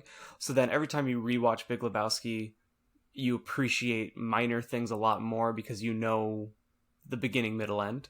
Yeah. The monologues in the book are fantastic. In particular, there's one monologue by the character Sam on what she believes. Yes. When she's trying to Drunk. when she's drunk and she's trying to get Shadow to tell her the truth behind something, and he's like, well, you're not going to believe it, and then she gives him literally, it's probably almost like 2 pages worth of what she can accept, which is basically everything. Yeah, she's brilliant. It's a great character. And then another would be the beginning of one of the Coming to America sections, which I think is the slaves on the boat. Yeah. But he begins the section with there was a father and a daughter, and he sold her. It's an uncle. Yeah, it's an uncle who sold it. Yep. He uses it as a device to say that without context between those points, it doesn't have as much of an impact. Yes, and it talks about like children starving to death in Africa and how you depersonalize them as a way to cope because otherwise it would overwhelm you. And so For the community fans, it's episode 1 where Jeff's giving the monologue about the pencil, and then he names the pencil whatever, and then snaps the pencil after naming it, and one of the characters is like, yeah, it's great. There are some times where I feel like he could have used an editor because some of his sentences, as someone who, again, has gotten used to cold reads, and then I tend to start narrating the story in your head that as same I'm way. reading, and some of his sentences are really unwieldy on the page. Like there's a lot of commas and thens and things where I feel like it may have been intentional, but it kind of threw me out. So I have to admit, I was less enamored by the story on the second pass than I was the first time I read it, which is a really strange byproduct. I still love the characters, and I think the story overall is fantastic. I feel like I want to edit Gaiman a bit, which is blasphemy, I know. But yeah, there are some points where I'm just like, wow, you could have made this sentence work a lot better than it does. And he's incredibly eloquent. He's one of the most eloquent authors I've ever encountered. And I don't know what it is about this, because like compared to Neverwhere or the Graveyard Book, where I found myself like just greedily consuming it, there are points in American Gods where I feel like I got a red pen out in my head, and that shouldn't happen for me. That's fair. But Graveyard Book is one of the books that is in the way of the Dark Tower, because I've made it a point after Song of Susanna, and that's kind of why I told you I have a point where I'll get back to Dark Tower, where I realize that I have a queue that I've been ignoring, and I've been given an opportunity to reduce the queue. Yeah. So I think I have maybe 2 or 3 books ahead of Dark Tower, and they're comparative to Stephen King novels, they're essentially like one dayers. If I Graveyard Book, you can burn through very quickly. That is a quarantine goal of mine that I'll have to accomplish within the next week and a half, is that I wanted to have a day where I just start and finish a book, because I don't remember I don't think I've done that in my adult life. In point of fact, actually, Graveyard Book I think that is my favorite Gaiman book. Okay. In point of fact. But well, yeah, I'll you be could probably tackling it do soon. it. And that might be a one day. I think that might have been like a 1 or 2 day one for me, particularly if you get the illustrated version. That is the one that I have. So the reason that I have that book, and the reason that I have Gaiman, or that Gaiman like got put onto the radar, one, you've talked about American Gods. Yeah. And then secondarily, Becky's dad, his now wife, must have been, Jesus, was it 2 years ago? We were out there, and we were at her house, and we were waiting to go out, and I was looking at her bookshelf because she's a librarian. So it's like when you go into a musician's house, you want to look at their records. Yeah. So I'm in a librarian's house, I want to look at your books. And I start seeing all the Gaiman books, and I start thinking about you, Shane, and like other like times that I've been recommended to read that. And I see 2 copies of Graveyard Book. So I pull one, just because duplicates, like they kind of like pop at you. It's like, why do you have 2 the same? It's kind of like owning different pressings of the same record. Yeah. So I pull that out, and long story short, to quote Shane, too late. It was they're both signed copies. And I gave her the spiel that I haven't read anything by him, but I want to, and she just sent me with it. So nice. I have that copy. I've been staring at it for over a year, or a year and some change, and now's the time. It's well worth it. It is an absolutely brilliant book, and the pacing for that one and the way that it is executed is one of my absolute favorites. Like, that one grabbed me and would not let me go. Michael, have you read anything by Gaiman yet? I know you've really barely started dipping your toe in the water. I read the combination that he wrote with someone else. Terry Pratchett, Good Omens. Yes, good. Yes, I did read that. I haven't seen the show. I know it's a really good show. It is very because good, we've talked about it in a prior episode. I just never got around to watching it, but I did really, really enjoy the book. Yeah. The book gave me a lot of Douglas Adams. I think it was Adams' Hitchhiker's Guide. They're very similar. It gave me a lot of vibes, a lot of similar vibes. So Yeah, that's essentially it. Terry But I Pratchett has. I'm sorry, didn't mean to cut you off. Oh no, I was gonna say I think that might be more Terry Pratchett than Gaiman. I don't know. Terry Pratchett has a lot of universe building. He writes fantasy novels almost exclusively. What does he write? I can't Novels. remember. Discworld. It's called Discworld. Yeah. Okay, that's what it was. Okay, and it's very they're more absurdist than Gaiman's tend to be. So if there are some of those very oaky, cross-eyed chapters, it's a lot of Terry Pratchett's influence there. Because that's what I latched onto. I really enjoyed the absurdist like esque approach that Adams does for Hitchhiker's Guide. And I think those were the chapters that I really like latched onto in good. Well, ones. there are several Pratchett books that you should probably investigate, and also you might want to read the Dirk Gently's Holistic Detective Agency, because those are also Douglas Adams and probably will be right up your alley versus mine. Yeah, Melissa raves about the books, so I enjoy British humor for some reason. I don't know. As why. do I. It's just I need to do some housekeeping here. From last episode, I know this is really surprising, and it's only because Shane brought up that show. So I'd like to apologize for how I reacted last week to when Shane brought up the show, because when he mentioned the name, I thought he was talking about a country artist because I misheard him. Dierks Bentley. So when I reacted with a lot of vigor and like almost vitriol, it's because I thought he was talking about Dierks Bentley has a show, and Melissa was avidly watching it, and you watched an episode of your own volition, and I felt, I don't know, betrayed. But I don't know. So I just want to apologize. Well played, because again, our connective tissue syncs up again, because there on Facebook, when I got on to send our chat link out, there were 2 country concerts that a friend of mine said they were interested in that were scheduled and are still scheduled for early June in Arizona. Oh. And I was like, in my head, this is disgusting, but who I am. I saw it and I was like, well, that's a wonderful way to decrease the surplus population of redneck dumb fucks in this state. Fantastic. Hey. Country's the first one back. Oof. You know what I'm... Capital oof. And I know I said this before, but maybe this will be true. I have this thought, and then I think we need to get into some fanfic, because if there's one episode where we can give Michael a reprieve, I think it's a free form. Yes. I'm cool with that. This gives me an excuse not to work on my thesis, so I have no problem with thesis, Christ. Pretty much. That's how I approach it. I've spent like 7 hours on that Thou shit today. must and kill your thesis. Please. Thou must. Please, Vladmort. Please. I'm actually kind of excited at the prospect of the maneuvering of live music in the future. Like, I've seen a lot of articles about like drive-in concerts. Mm-hmm. And things there was a drive-in EDM concert in Germany. I think a couple of weeks ago. Pressing play on a stupid mixtape at home while you're rolling. Oh, look at you, Mr. Fancy. Well, that is what they were proposing for Amped for us to come back, was that they were going to do a drive-in show for us, basically. Which coincidentally, I already told Shane this when we were on Party Chat.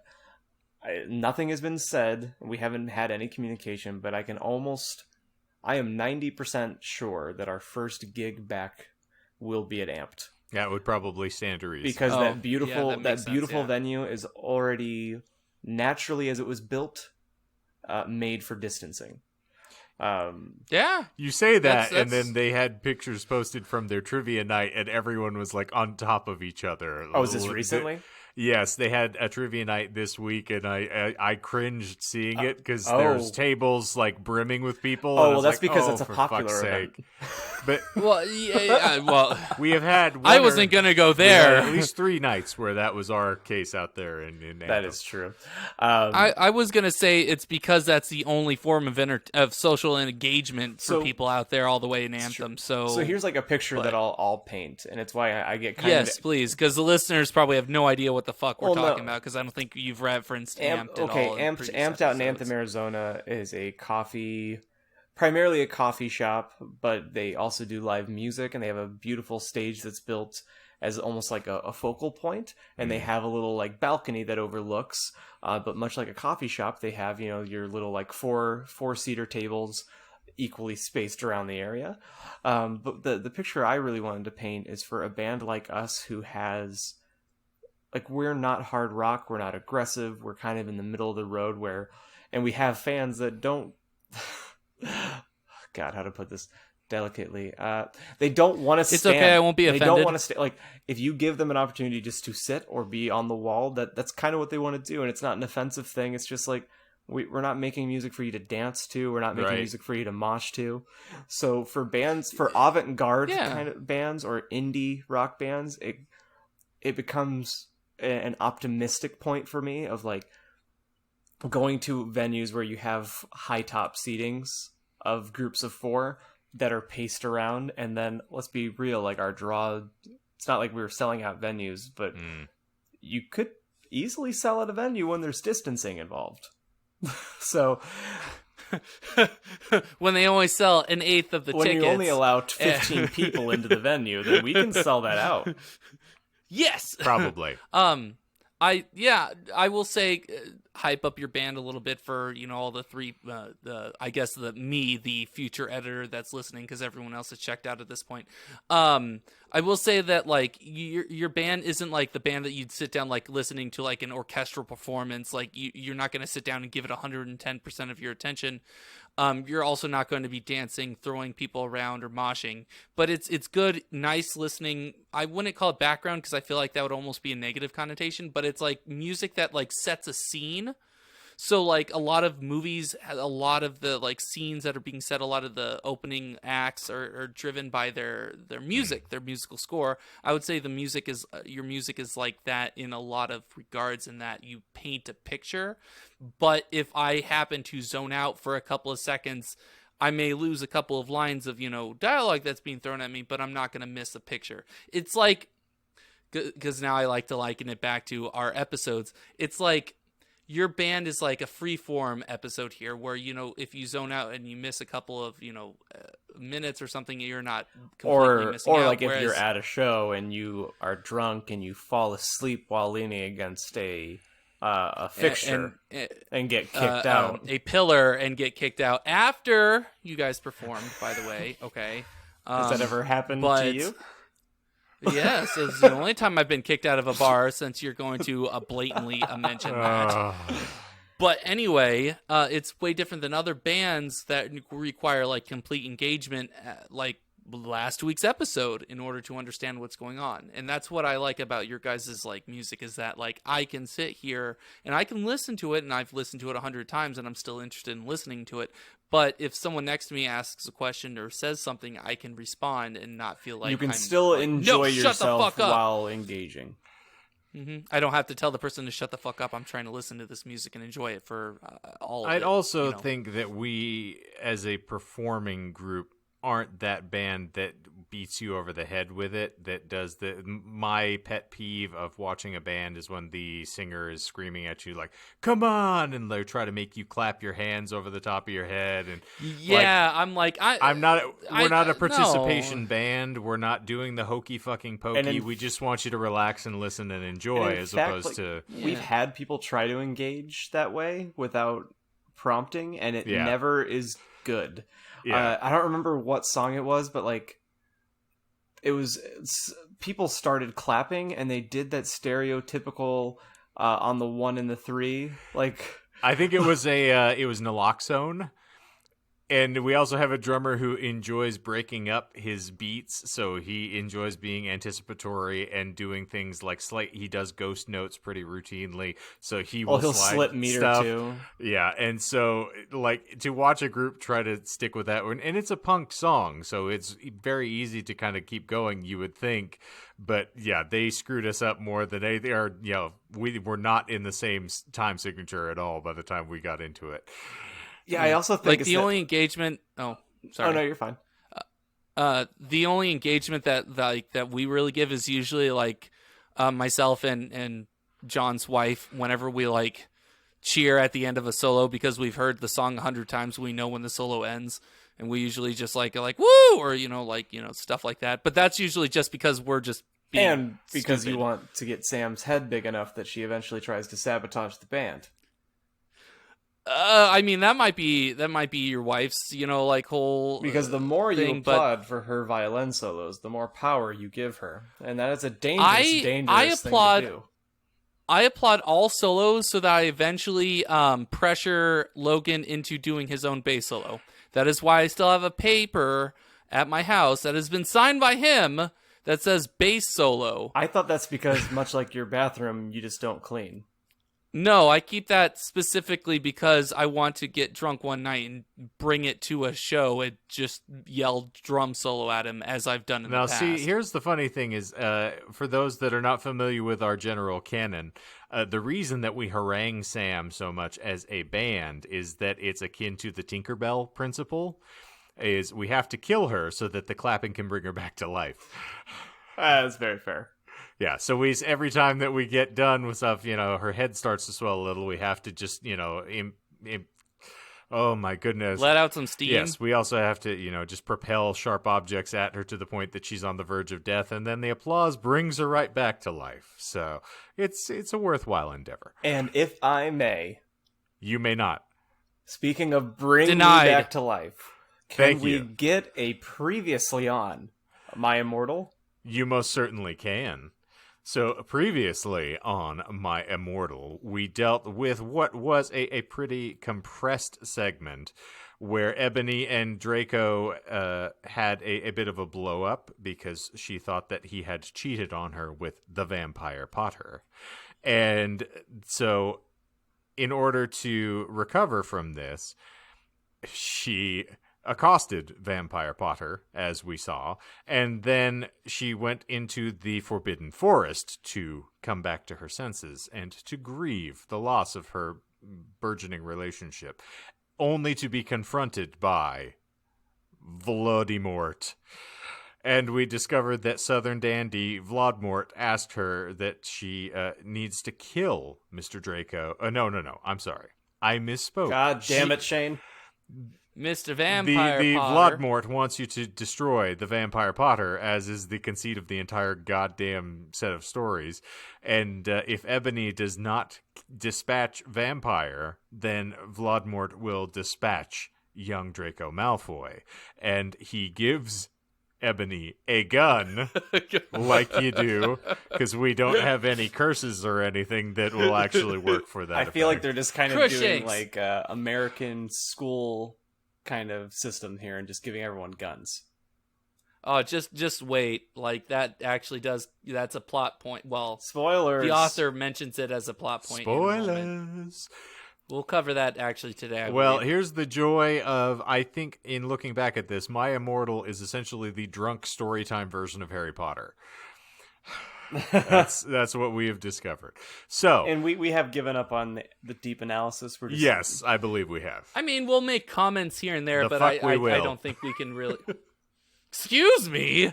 I mean, as much of literary analysis as a freshman can, a freshman in high school can. He you know. fumbles. I read the book on Spark Notes, and so I can give like that. Oh, Dr. Chilton, he fumbles at your head like a freshman pulling at a panty girdle.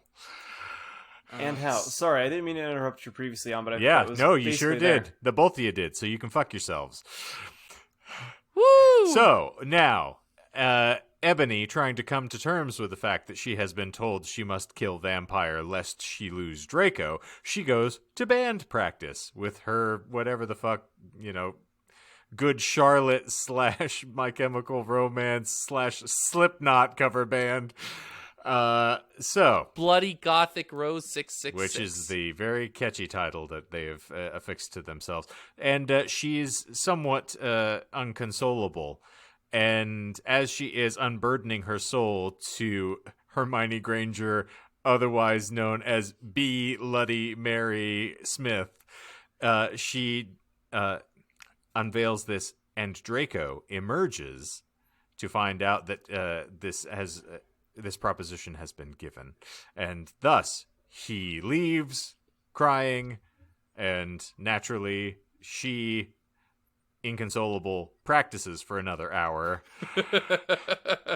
only to have the practice interrupted by Dumbledore, who comes in to say, and John, would you care to reprise the line for me to put everyone in context? Ebony Draco has been found in his room. He committed suicide by slitting his wrists. And now there we are. By the way, trigger warning for wrist slitting, or slitting wristing, or slit wristing, as Michael would say. Wrist slitting. Slit wristing, I believe, Slit is wristing. the term that Michael coined. So for chapter 11, we yet again have the trigger warning for wrist slitting and suicide. So my apologies and condolences to all for the subject matter. Yeah. Also, I'm going to go ahead and give a warning in case you haven't realized by now. We are not voice actors. So... Well, speak for yourself, sir. Okay. Why do you Shane, have to preface that? Has someone commented on us? 1/3 of us has experience with voice acting. We're not character men. 1/3 of us. I'm just saying, if some of these accents roll over each other, it's intentional. I'm a genius. This is exactly what I meant. So, I'm intending as it we this said, way. yeah. Are you talking about your use of the same accent for bloody Mary Smith? Yeah, I'm talking about it Because all. You rationalized that pretty well. Well, I don't know if rationalized that makes that, sense. thank you. You're right. Fair Fuck enough. off. Anyway, All right, well, enough of the goddamn apologies before the sex. Yeah, I Listen, have this no idea always where that happens came to from, me. but- Let's Oh, goodness proceed. gracious. So, welcome back, ladies and germaphobes, to the Disinformed podcast presents My Immortal, Chapter 11. No. I screamed. I was horrified. Bloody Mary tried to comfort me, but I told her fuck off, and I ran to my room, crying myself. Dumbledore chased after me, shouting, but he had to stop when I went into my room, because he would look like a perv that way. Anyway, I started crying tears of blood, and then I slit both of my wrists. They got all over my clothes, so I took them off and jumped into a bath angrily while I put on a Linkin Park song at full volume. I grabbed an STEAK and almost stuck it into my heart to commit suicide. I was so fucking depressed. I got out of the bathtub and put on a black low-cut dress with lace all over it, sandly. I put on black high heels with pink metal stuff on the ends and 6 pairs of skull earrings. I couldn't fucking believe it. Then I looked out of the window and screamed. Snap was spying on me, and he was taking a videotape of me. And Lupin was masticating to it. They were sitting on their broomsticks. Ew, you fucking perv. Stop looking at me naked. Are you pedos or what? I screamed, putting on a black towel with a picture of Marilyn Manson on it. Suddenly, Vampire ran in. Abracadabra. Vampire yelled at Snape and Lupin, pointing his womb. I took my gun and shot Snape and Lupin a gazillion times, and they both started screaming, and the camera broke. Suddenly, Dumbledore ran in. Ebony, it has been revealed that someone has nerve! Dumbledore shouted, looking at Snape and Lupin, and then he waved his wand, and suddenly, Hagrid ran outside on his broom and said, "Everyone, we need to talk." What do you know, Hagrid? You're just a little Hogwarts student. I may be a Hogwarts student. Was I assigned something here? What's going on here? No. No, That's his voice, I think. Hagrid's gonna be ASMR. Oh, for fuck's sake. Okay. I may be a Hogwarts student. Hagrid paused angrily, but I am also a Satanist. This cannot be. Snap said in a crisp voice as blood dripped from his hand where Dumbledore's wand had shot him. There must be other factors. You don't any! I yelled in madly. Lupin held up the camera, triumphantly. The lens may be ruined, but the tape is still there. I felt faint. More than I normally do. Like how it feels when you do not drink enough blood. Why are you doing this? Lupin said angrily while he rubbed his dirty hands on his cloak. And then I heard the words that I had heard before, but not from him. I did not know whether to feel shocked and happy, or to bite him and drink his blood because I felt faint. Because,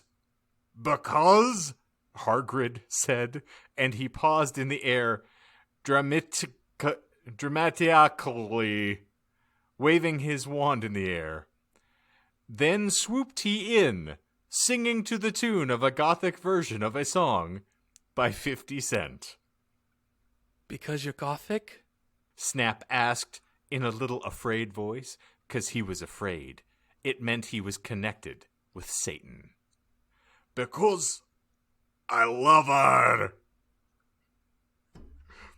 Sorry, I had to give you a save there, John, because you looked a bit stymied by the Hargrid, and we're not doing ASMR here. Oh man, I was Denied. really excited for the irony of having the big guy have the quietest voice and like being up in there. Especially says because Dumbledore is like, because you're a little Hogwarts student, and then literally having him just up on the mic the entire. Because I love her.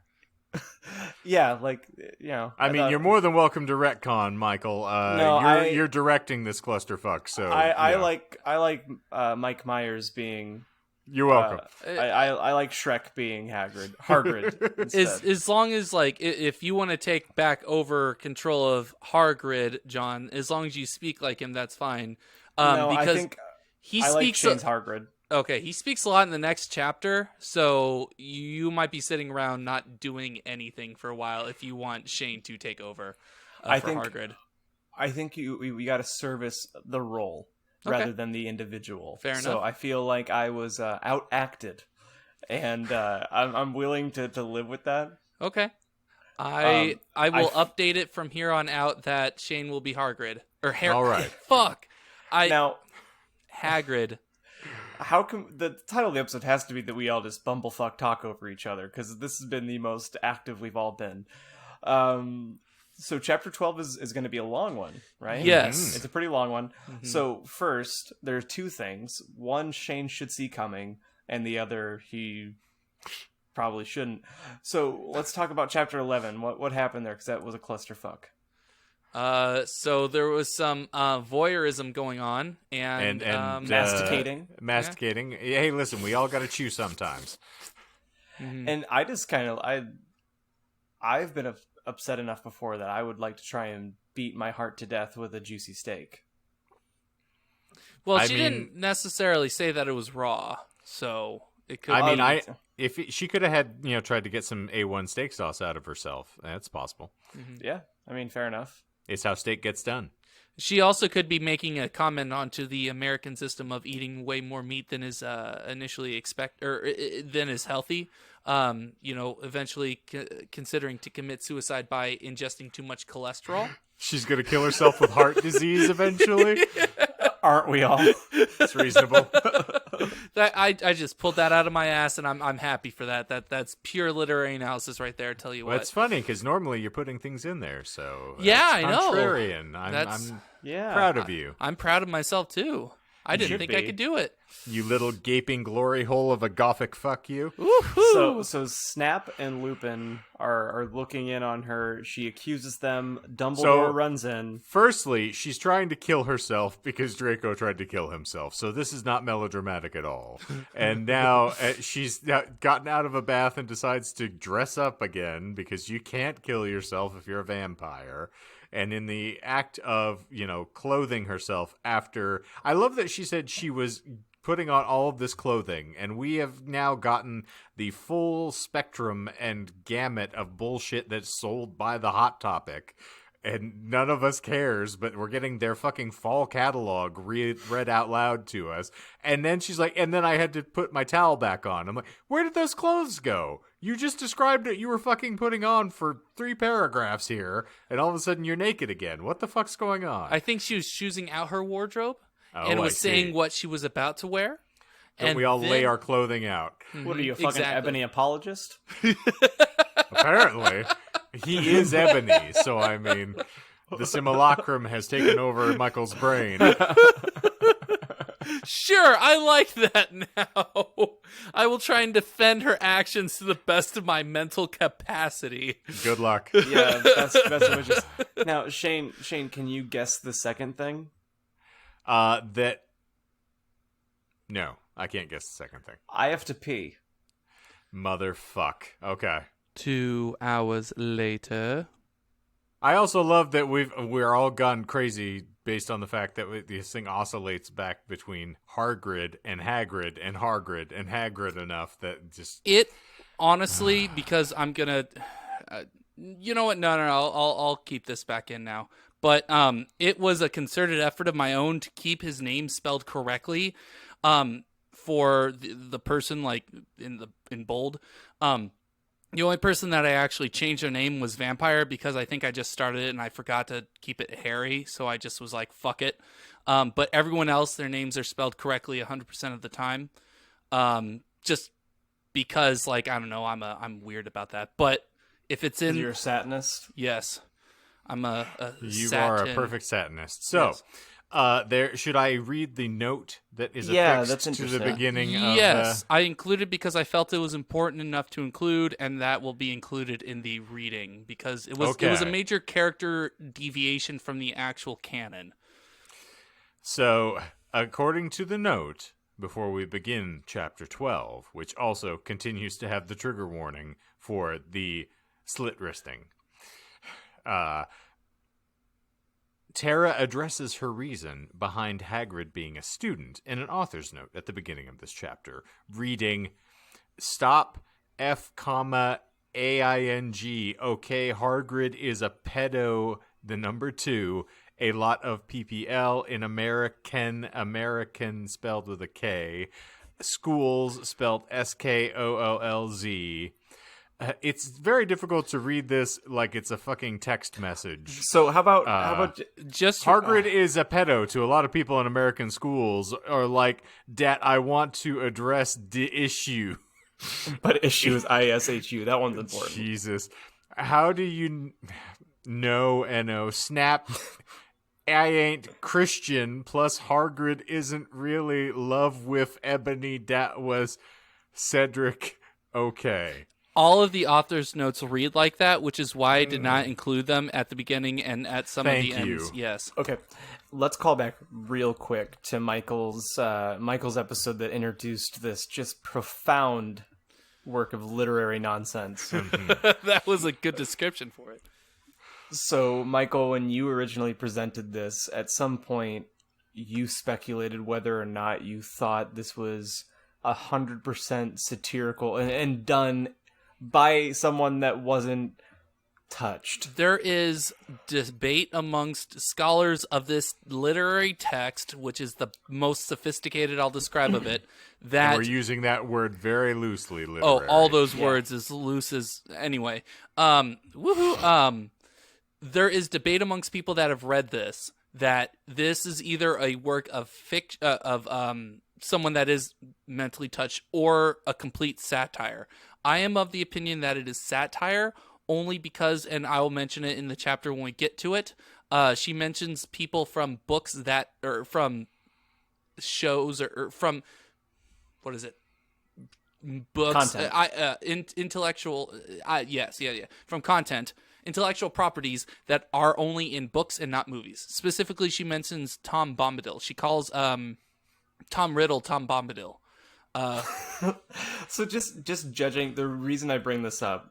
Yes, I would like to hear your thoughts on it too. And this would probably be the most important discussion that we could have in a literary context. We don't have to analyze it, but And I I'm want to know not what trying you think. to I know we have a big chapter to get through, so I'm not trying to put the blocks up. But just that author's note alone, before we get into chapters 12, the way that it's written, and the fact that Shane stumbles upon it so, like, it's impossible to just read it. Like, you have to see exactly how it's written. Yeah. It's too intentional. Like, it's not someone that's unintelligent, I don't think. It's someone, it's a troll. Maybe it's because I'm a troll now, guys. Maybe that's why you bring a unique viewpoint to it that wasn't previously approached. Like, who the fuck spells issue? ISHU. Okay, that's why. Okay, you were hung I was up gonna on say that. someone who now, if you look at, now, I'm gonna sound like such an old fucker here, but in the quote unquote like posting that you see these days and text speak, a lot of things are written out phonetically, and it's kind of a weird shorthand. So that to me doesn't scream intellect. That just screams that someone actually has never seen that word written and is attempting to write it that way. And you do have to approach it from the time period that this was written, which is interesting because you only really do that for like books that have been written like hundreds plus years ago. Right. But this was the early beginning of the internet. This was written in, I believe, 2005, 2006. So you do have a lot of text, like speech like that is written very phonetically. And you will see that also, Shane, in later chapters when her editor, Raven, disappears for a moment. I was thinking about including that sort of fight in author's notes. I was thinking of including those author's notes, but I didn't really want to. I'll probably just bring those up when we get to it, because there is a sharp decline in the quality and spelling of her chapters, and you could essentially tell that this editor, if this editor was a thing, was an actual important quality. And so it's kind of like the quality control, basically, for the material getting out, is that the Tara is the idea person, and basically she's filtering everything through her friend. And she doesn't know how to spell. She spells everything phonetically because I wrote down sarcastically, which is not anything what you'd expect it spelled. It was written completely phonetically, and it doesn't look like it, but it pronounces like it. There is a lot here that does lend sort of credulity to the idea that this is purely satirical. I will agree with you on a lot of that. And then there is a lot of it that is contrary to that, contrary specifically because it's just so bizarre. But, we're talking about, presumably there's a difference in gender here. There's a difference in interest. So, I might be so old that this has passed me by, and I just don't have any, way to relate to this appropriately, just because a lot of the emotional touchstones or the things pop culturally aren't my era. So yeah, because you had already graduated college by this time, yes, right? I was, a good, 2 to 3 years out of college by the time this is making its rounds. So, okay, well, I think that is enough preamble to give us a foundation. Yeah, and thank you for letting me tangent on that. That is more important than our bullshitting literary analysis. Without question. It's more of an actual opinion on how this was written, and that's like, if we just talk about that between chapters, that would be I would prefer that 100%. Chapter 12. Trigger warning. Slit wristing.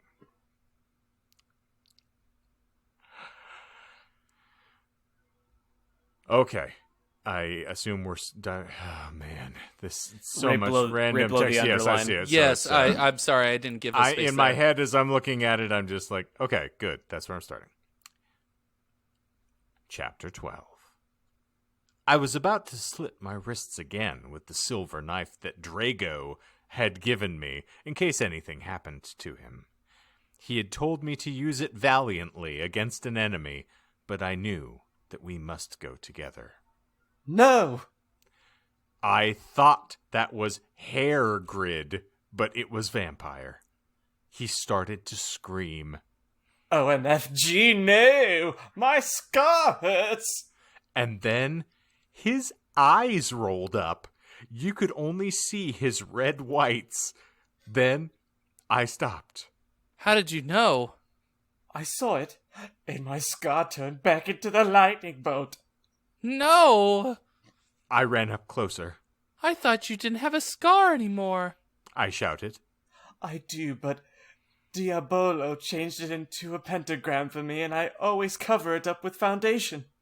Vampire said back.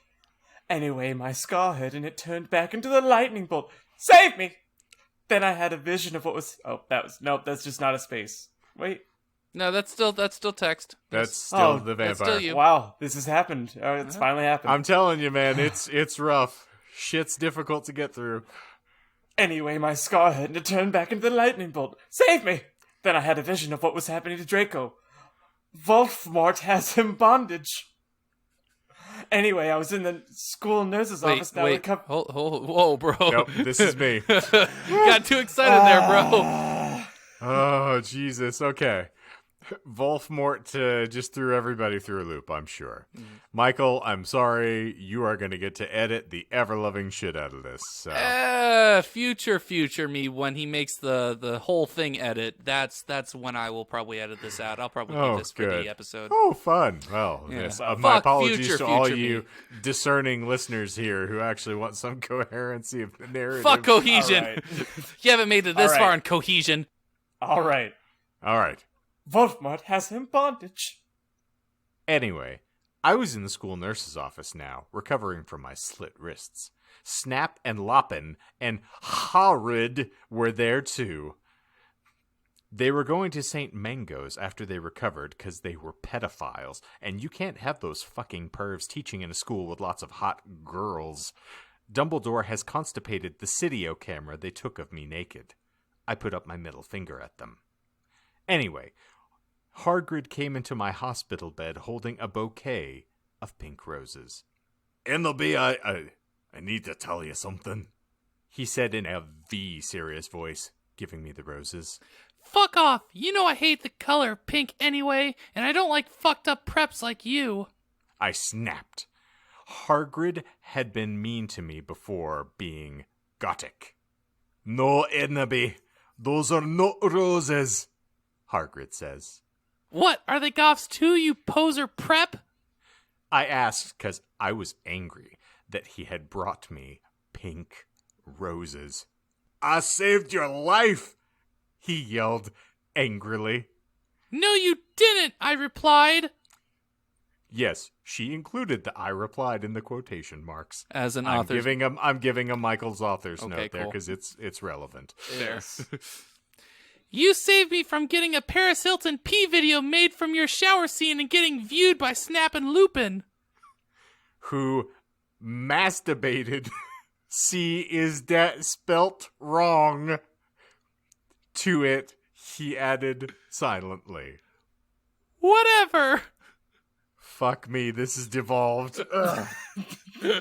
So I have to say, the who masturbated is in large font and spelt MASTABATED, and then followed by a parenthetical that says the letter C is DAT spelled SPELD wrong RONG. Again, lending to my theory that Yes. this is super intentional. But at the same time, I have seen some. You forget, I have actually had to grade high school students' English papers, and I have seen things very similar to this from individuals who I can assure you do not have the intellectual capacity to realize they were being funny. So, I thought you were gonna make it even more elegantly put, that don't have the intelligence to put it ironically. You know what I yeah, mean? appropriate. So, okay, so that was the note that we had there. So now Ebony has said whatever. Whatever. I yelled angrily. He pointed his wand at the pink roses. These are roses. He suddenly looked at them with an evil look in his eye and muttered, well, if you wanted honesty, that's all you had to say. That's not a spell, that's an MCR song. I corrected him wisely. I know, I was just warming up my vocal cords. Then he screamed. Petulous Maringo Micrelically Marancio. For all you cool Gothic MCR fan out there, that's a tribute specifically for Raven. I love you, girl. I'm on a noto okeo. And then the roses turned into a huge black flame floating in the middle of the air. And it was black. Now I knew he wasn't a prep. Okay, I believe you. Now WTF is Draco. Hairgrid rolled his eyes. I looked into the balls of flame, but I could see nothing. You see, an hobby. Dumbledore said, watching the two of us watching the flame. To see what is in the flames. Haha, you reviewers, flames, get it? You must find yourself first, okay? I have found myself, okay, you mean old man? Hairgrid yelled. Dumbledore looked shocked. I guess he didn't have a headache or else he would have said something back. Hairgrid stormed off, back into his bed. You're a liar, Professor Dumbledore! Anyway, when I got better, I went upstairs and put on a black leather mini dress that was all ripped on the ends, with lace on it. There was some corset stuff on the front. Then I put on black fishnets and black high-heeled boots with pictures of Billy Joe Armstrong on them. I put my hair all out around me so I look like Samara from The Ring. If you don't know who she is, you're a prep for fuck off. And I put on blood red lipstick, black eyeliner, and black lip gloss. You look kawaii, girl. Bloody Mary said, sadly. Fangs. Get it? You do too. I said sadly, too, but I was still upset. I slit both of my wrists, feeling totally depressed, and I sucked all the blood. I cried again in my bathroom, and put the shades on, so Snap and Lupin couldn't spy on me this time. I went to some classes. Vampire was in the hair of magic creatures. Fuck me.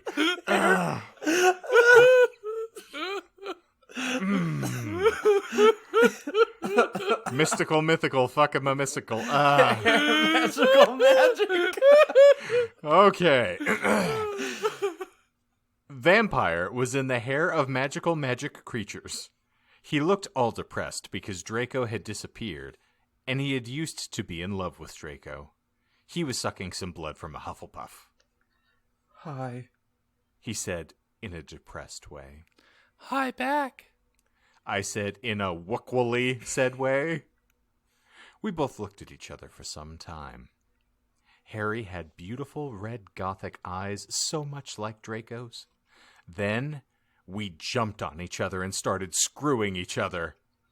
Stop it now, you horny simpletons! Shouted Professor McGonagall, who was watching us, and so was everyone else. Vampire, you fucker! I said, slapping him. Stop trying to screw me! You know I love Draco! I shouted, and then I ran away angrily. Just then, he started to scream. Oh, MFG! No! My Scarlet! And then his eyes rolled up. You could only see his red whites. No! I ran up closer. I thought you didn't have a scar anymore. I shouted. I do, but Diabolo changed into a pentagram for me, and I always covered up with foundation. He said back.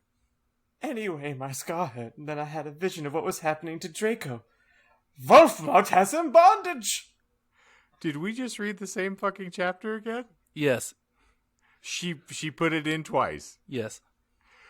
Okay, so that wasn't a you mistake. That was a her intentional? mistake. As far as I'm aware, I'm 99% certain that was a her mistake. I can't copy paste. I have to type everything out individual, like by hand. You're transcribing it, yeah. Yes, I can't copy paste from fanfiction.net. Oh So- my god. So that's why it's not done yet, because I have to type it by Yeah. hand Oh, okay. and make sure I have the typos correct. I think it goes without saying that that's where we leave off. Yes. Well, yes. Because I figured as much when you closed your laptop. That chapter was probably the most harrowing experience I've had on podcasting. Well, I mean, just like Wolfmort, we are all, have ourselves in bondage. Voldemort has in bondage. Wolfmort has him bondage. I'm trying to like find something that it reminds me of as far as like a lead up and then a sharp left. Mescaline. But I feel like that is officially the moment in this narrative where the rug gets pulled out from under you, and not because of plot points, but because of the drastic change in writing. Yeah. Like, and that's the hard part about doing the audiobook for this is You that, will never know the pain that you're enduring to get this, right? yeah, I mean, I imagine you'll put this aside for people that unfortunately or that are unfortunate enough to want it. Michael? Oh, yes, I will do a supercut of this. No, I mean like the script. Oh, I put a link. Once you're done with it. Yeah, the link for the fanfiction the actual script, like what I transcribed for us. Sure, yeah. that's fine. I did put a link for the actual episode 25 that does link to the original, well, not the original, the repost of this. Okay. I will also say, because I did double check it, episode 12 was not edited by the editor, Raven, because I'm looking at the very, very end of it, and it says, special thanks to Raven, my gothic blood sister, WTF, supposed to writ this, with a bunch of ones. And then, hey, Raven, do you know where my sweater I? So that begins the subplot that happens outside of the actual book, where Tara has stolen a poster from Raven, and Raven stole her sweater. So they get into a fight for the next couple chapters, and the quality drops dramatically. Yes. Oh yes. And okay. So Michael, do you want to kind of like recap what happened in chapter 12? I have blotted that out from my. So essentially, like, she has like a one-on-one with Hargrid, because Hair I'm just grid. Hargrid. Hair for days. The one who apparently is a student who doesn't teach the hair of magic creatures. And essentially he proves to himself that he proves to Ebony that he is not a fucking poser By prep, turning pink flowers into black flowers. and quoting a MCR song. Yes. But he only quotes the end of it. Like the whole spell, and then the last part after the parenthetical is when he does the callback to MCR, and the rest of it before sorry, and that's why there's an audible me saying, "Oh my dear God," before Shane had to bluster through that, and even more so, I am so glad that Shane outcast or like I got outcasted, because I would not have been able to handle this chapter from an ASMR or otherwise perspective. So yeah. hats off to Shane for taking our leading man. I believe I threw myself on the grenade for that one more than anything. You threw yourself on the actual like landmine when you wanted to be the narrator, and I say, because I'm not the narrator, that was the best decision that any of us could have never made. Yes. So well, gentlemen, I'm not going to try to prolong this madness any longer, but I discovered something today amongst my list of hypertheticals that I'm going to read, and it requires not a very long discussion at all. It's just funny, and John, you will chuckle at this immensely. Okay. So, do it. You meet your soulmate. However, I fuck there's her. a catch. I can't fuck her. You can't. I've met you. I know that. However, there's a catch. Every 3 years, someone will break both of your soulmate's collarbones with a crescent wrench. And there is only one way that you can stop this from happening. You must swallow a pill that makes every song you hear for the rest of your life sound as if it's being performed by the band Alice in Chains. When you hear Creedence Clearwater Revival on the radio, it will sound, to your ears, like it's being performed by Alice in Chains. If you see Radiohead live, every one of their tunes will sound like it's being covered by Alice in Chains. If you sing to yourself in the shower, your voice will sound like deceased Alice vocalist Lane Staley performing a cappella. But it will only sound this way to you. Would you swallow the pill? How long does that last for? That's basically the rest of your life, because essentially your soulmate every 3 years has someone show up to break their collarbone. And that pill lasts for 3 years. I imagine the pill, you just have to, it's forever, the rest of your life. So essentially the pill is the cure. So Yes. like you take the pill, and then your soulmate doesn't get her collarbones crushed in every 3 years. Every 3 years, gotcha. yeah. So essentially, it's altruism. Like you're saving her from that pain. Now I counter it with, what if you and her just come into an agreement where you get to be the one that cracks her collarbones every 3 years? I would say that it's probably you're then breaking the collarbones that were broken already, because that is going to happen regardless. Yeah. So if we're living in a magical world where that pill's going to fix that, then I imagine there should be a pill out there that's going to like make it so that she's not going to be horribly deformed for the rest of her life. So I'm just going to let her take it for the team. Ah, I see. I mean, like, it all depends on how long is she out. Like, if she's out, 2 years and she has lasting damage from all that, then, but 2 years out, 1 year in. If she just has to take, a couple of weeks, a couple of sick days, just so, she can heal in the hospital. If we're going in the Harry Potter world where you can regrow bones with some sort of material that you can just inject into them, You just got to sing an MCR song while waving your womb. So what I understand why it's a hypothetical, because it makes you question what's worse. Hearing Lane Staley nonstop with no break or palate cleansing, or seeing someone that you love in intense pain. And I'll counter with, I mean, there's a reason that Lane Staley overdosed to death. It was to get away from his own voice. Oh, fuck off. Damn.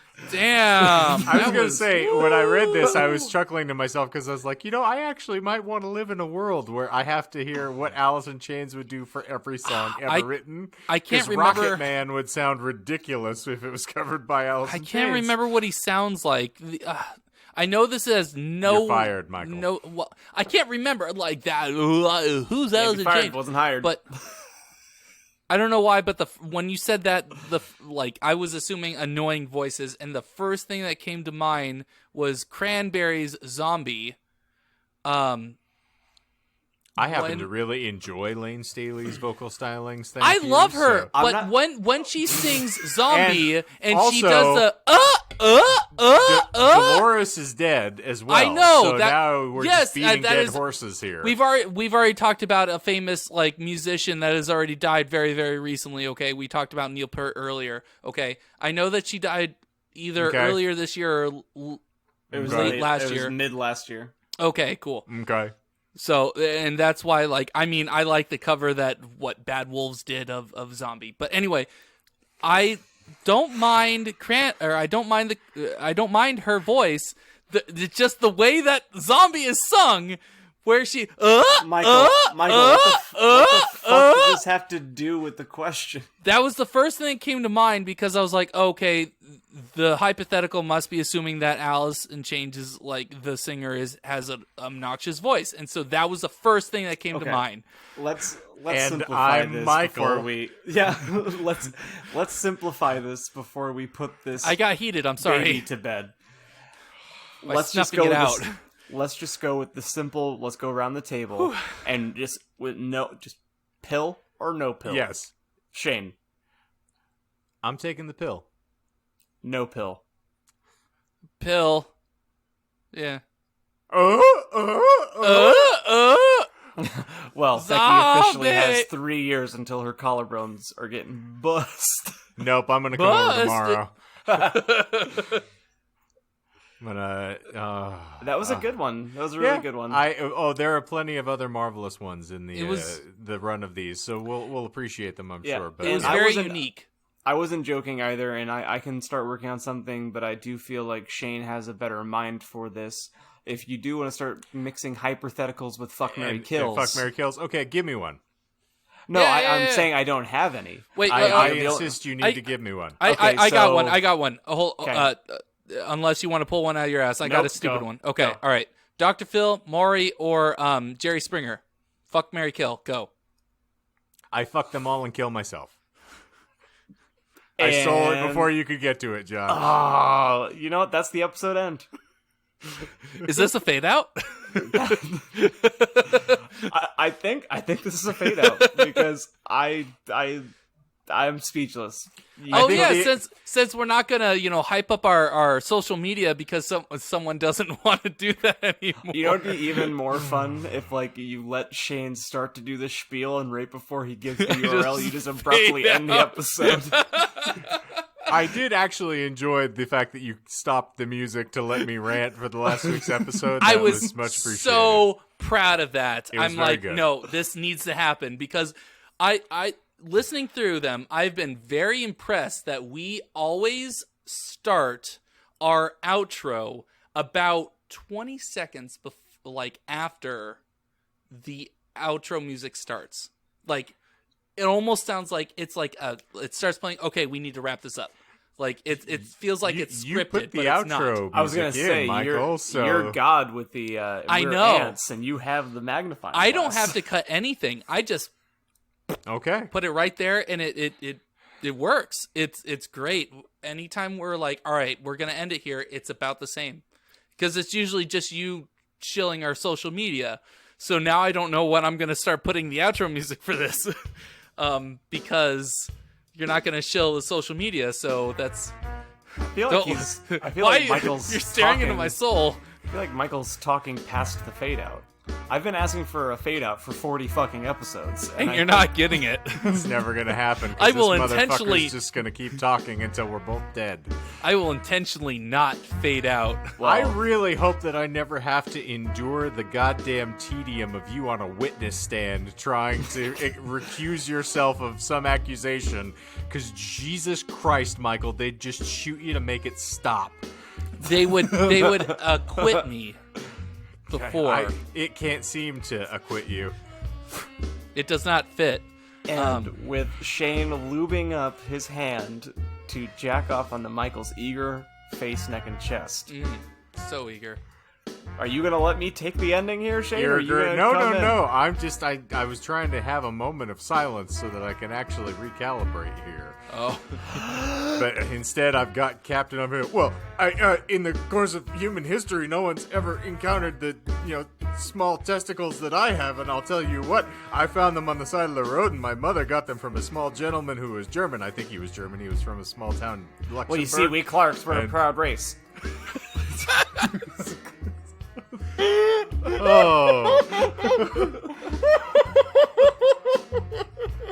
Oh, ladies and germaphobes, I am very sorry that you've had to endure this for yet another week, and we might all be dead. We might all kill each other by the time we get to the next episode.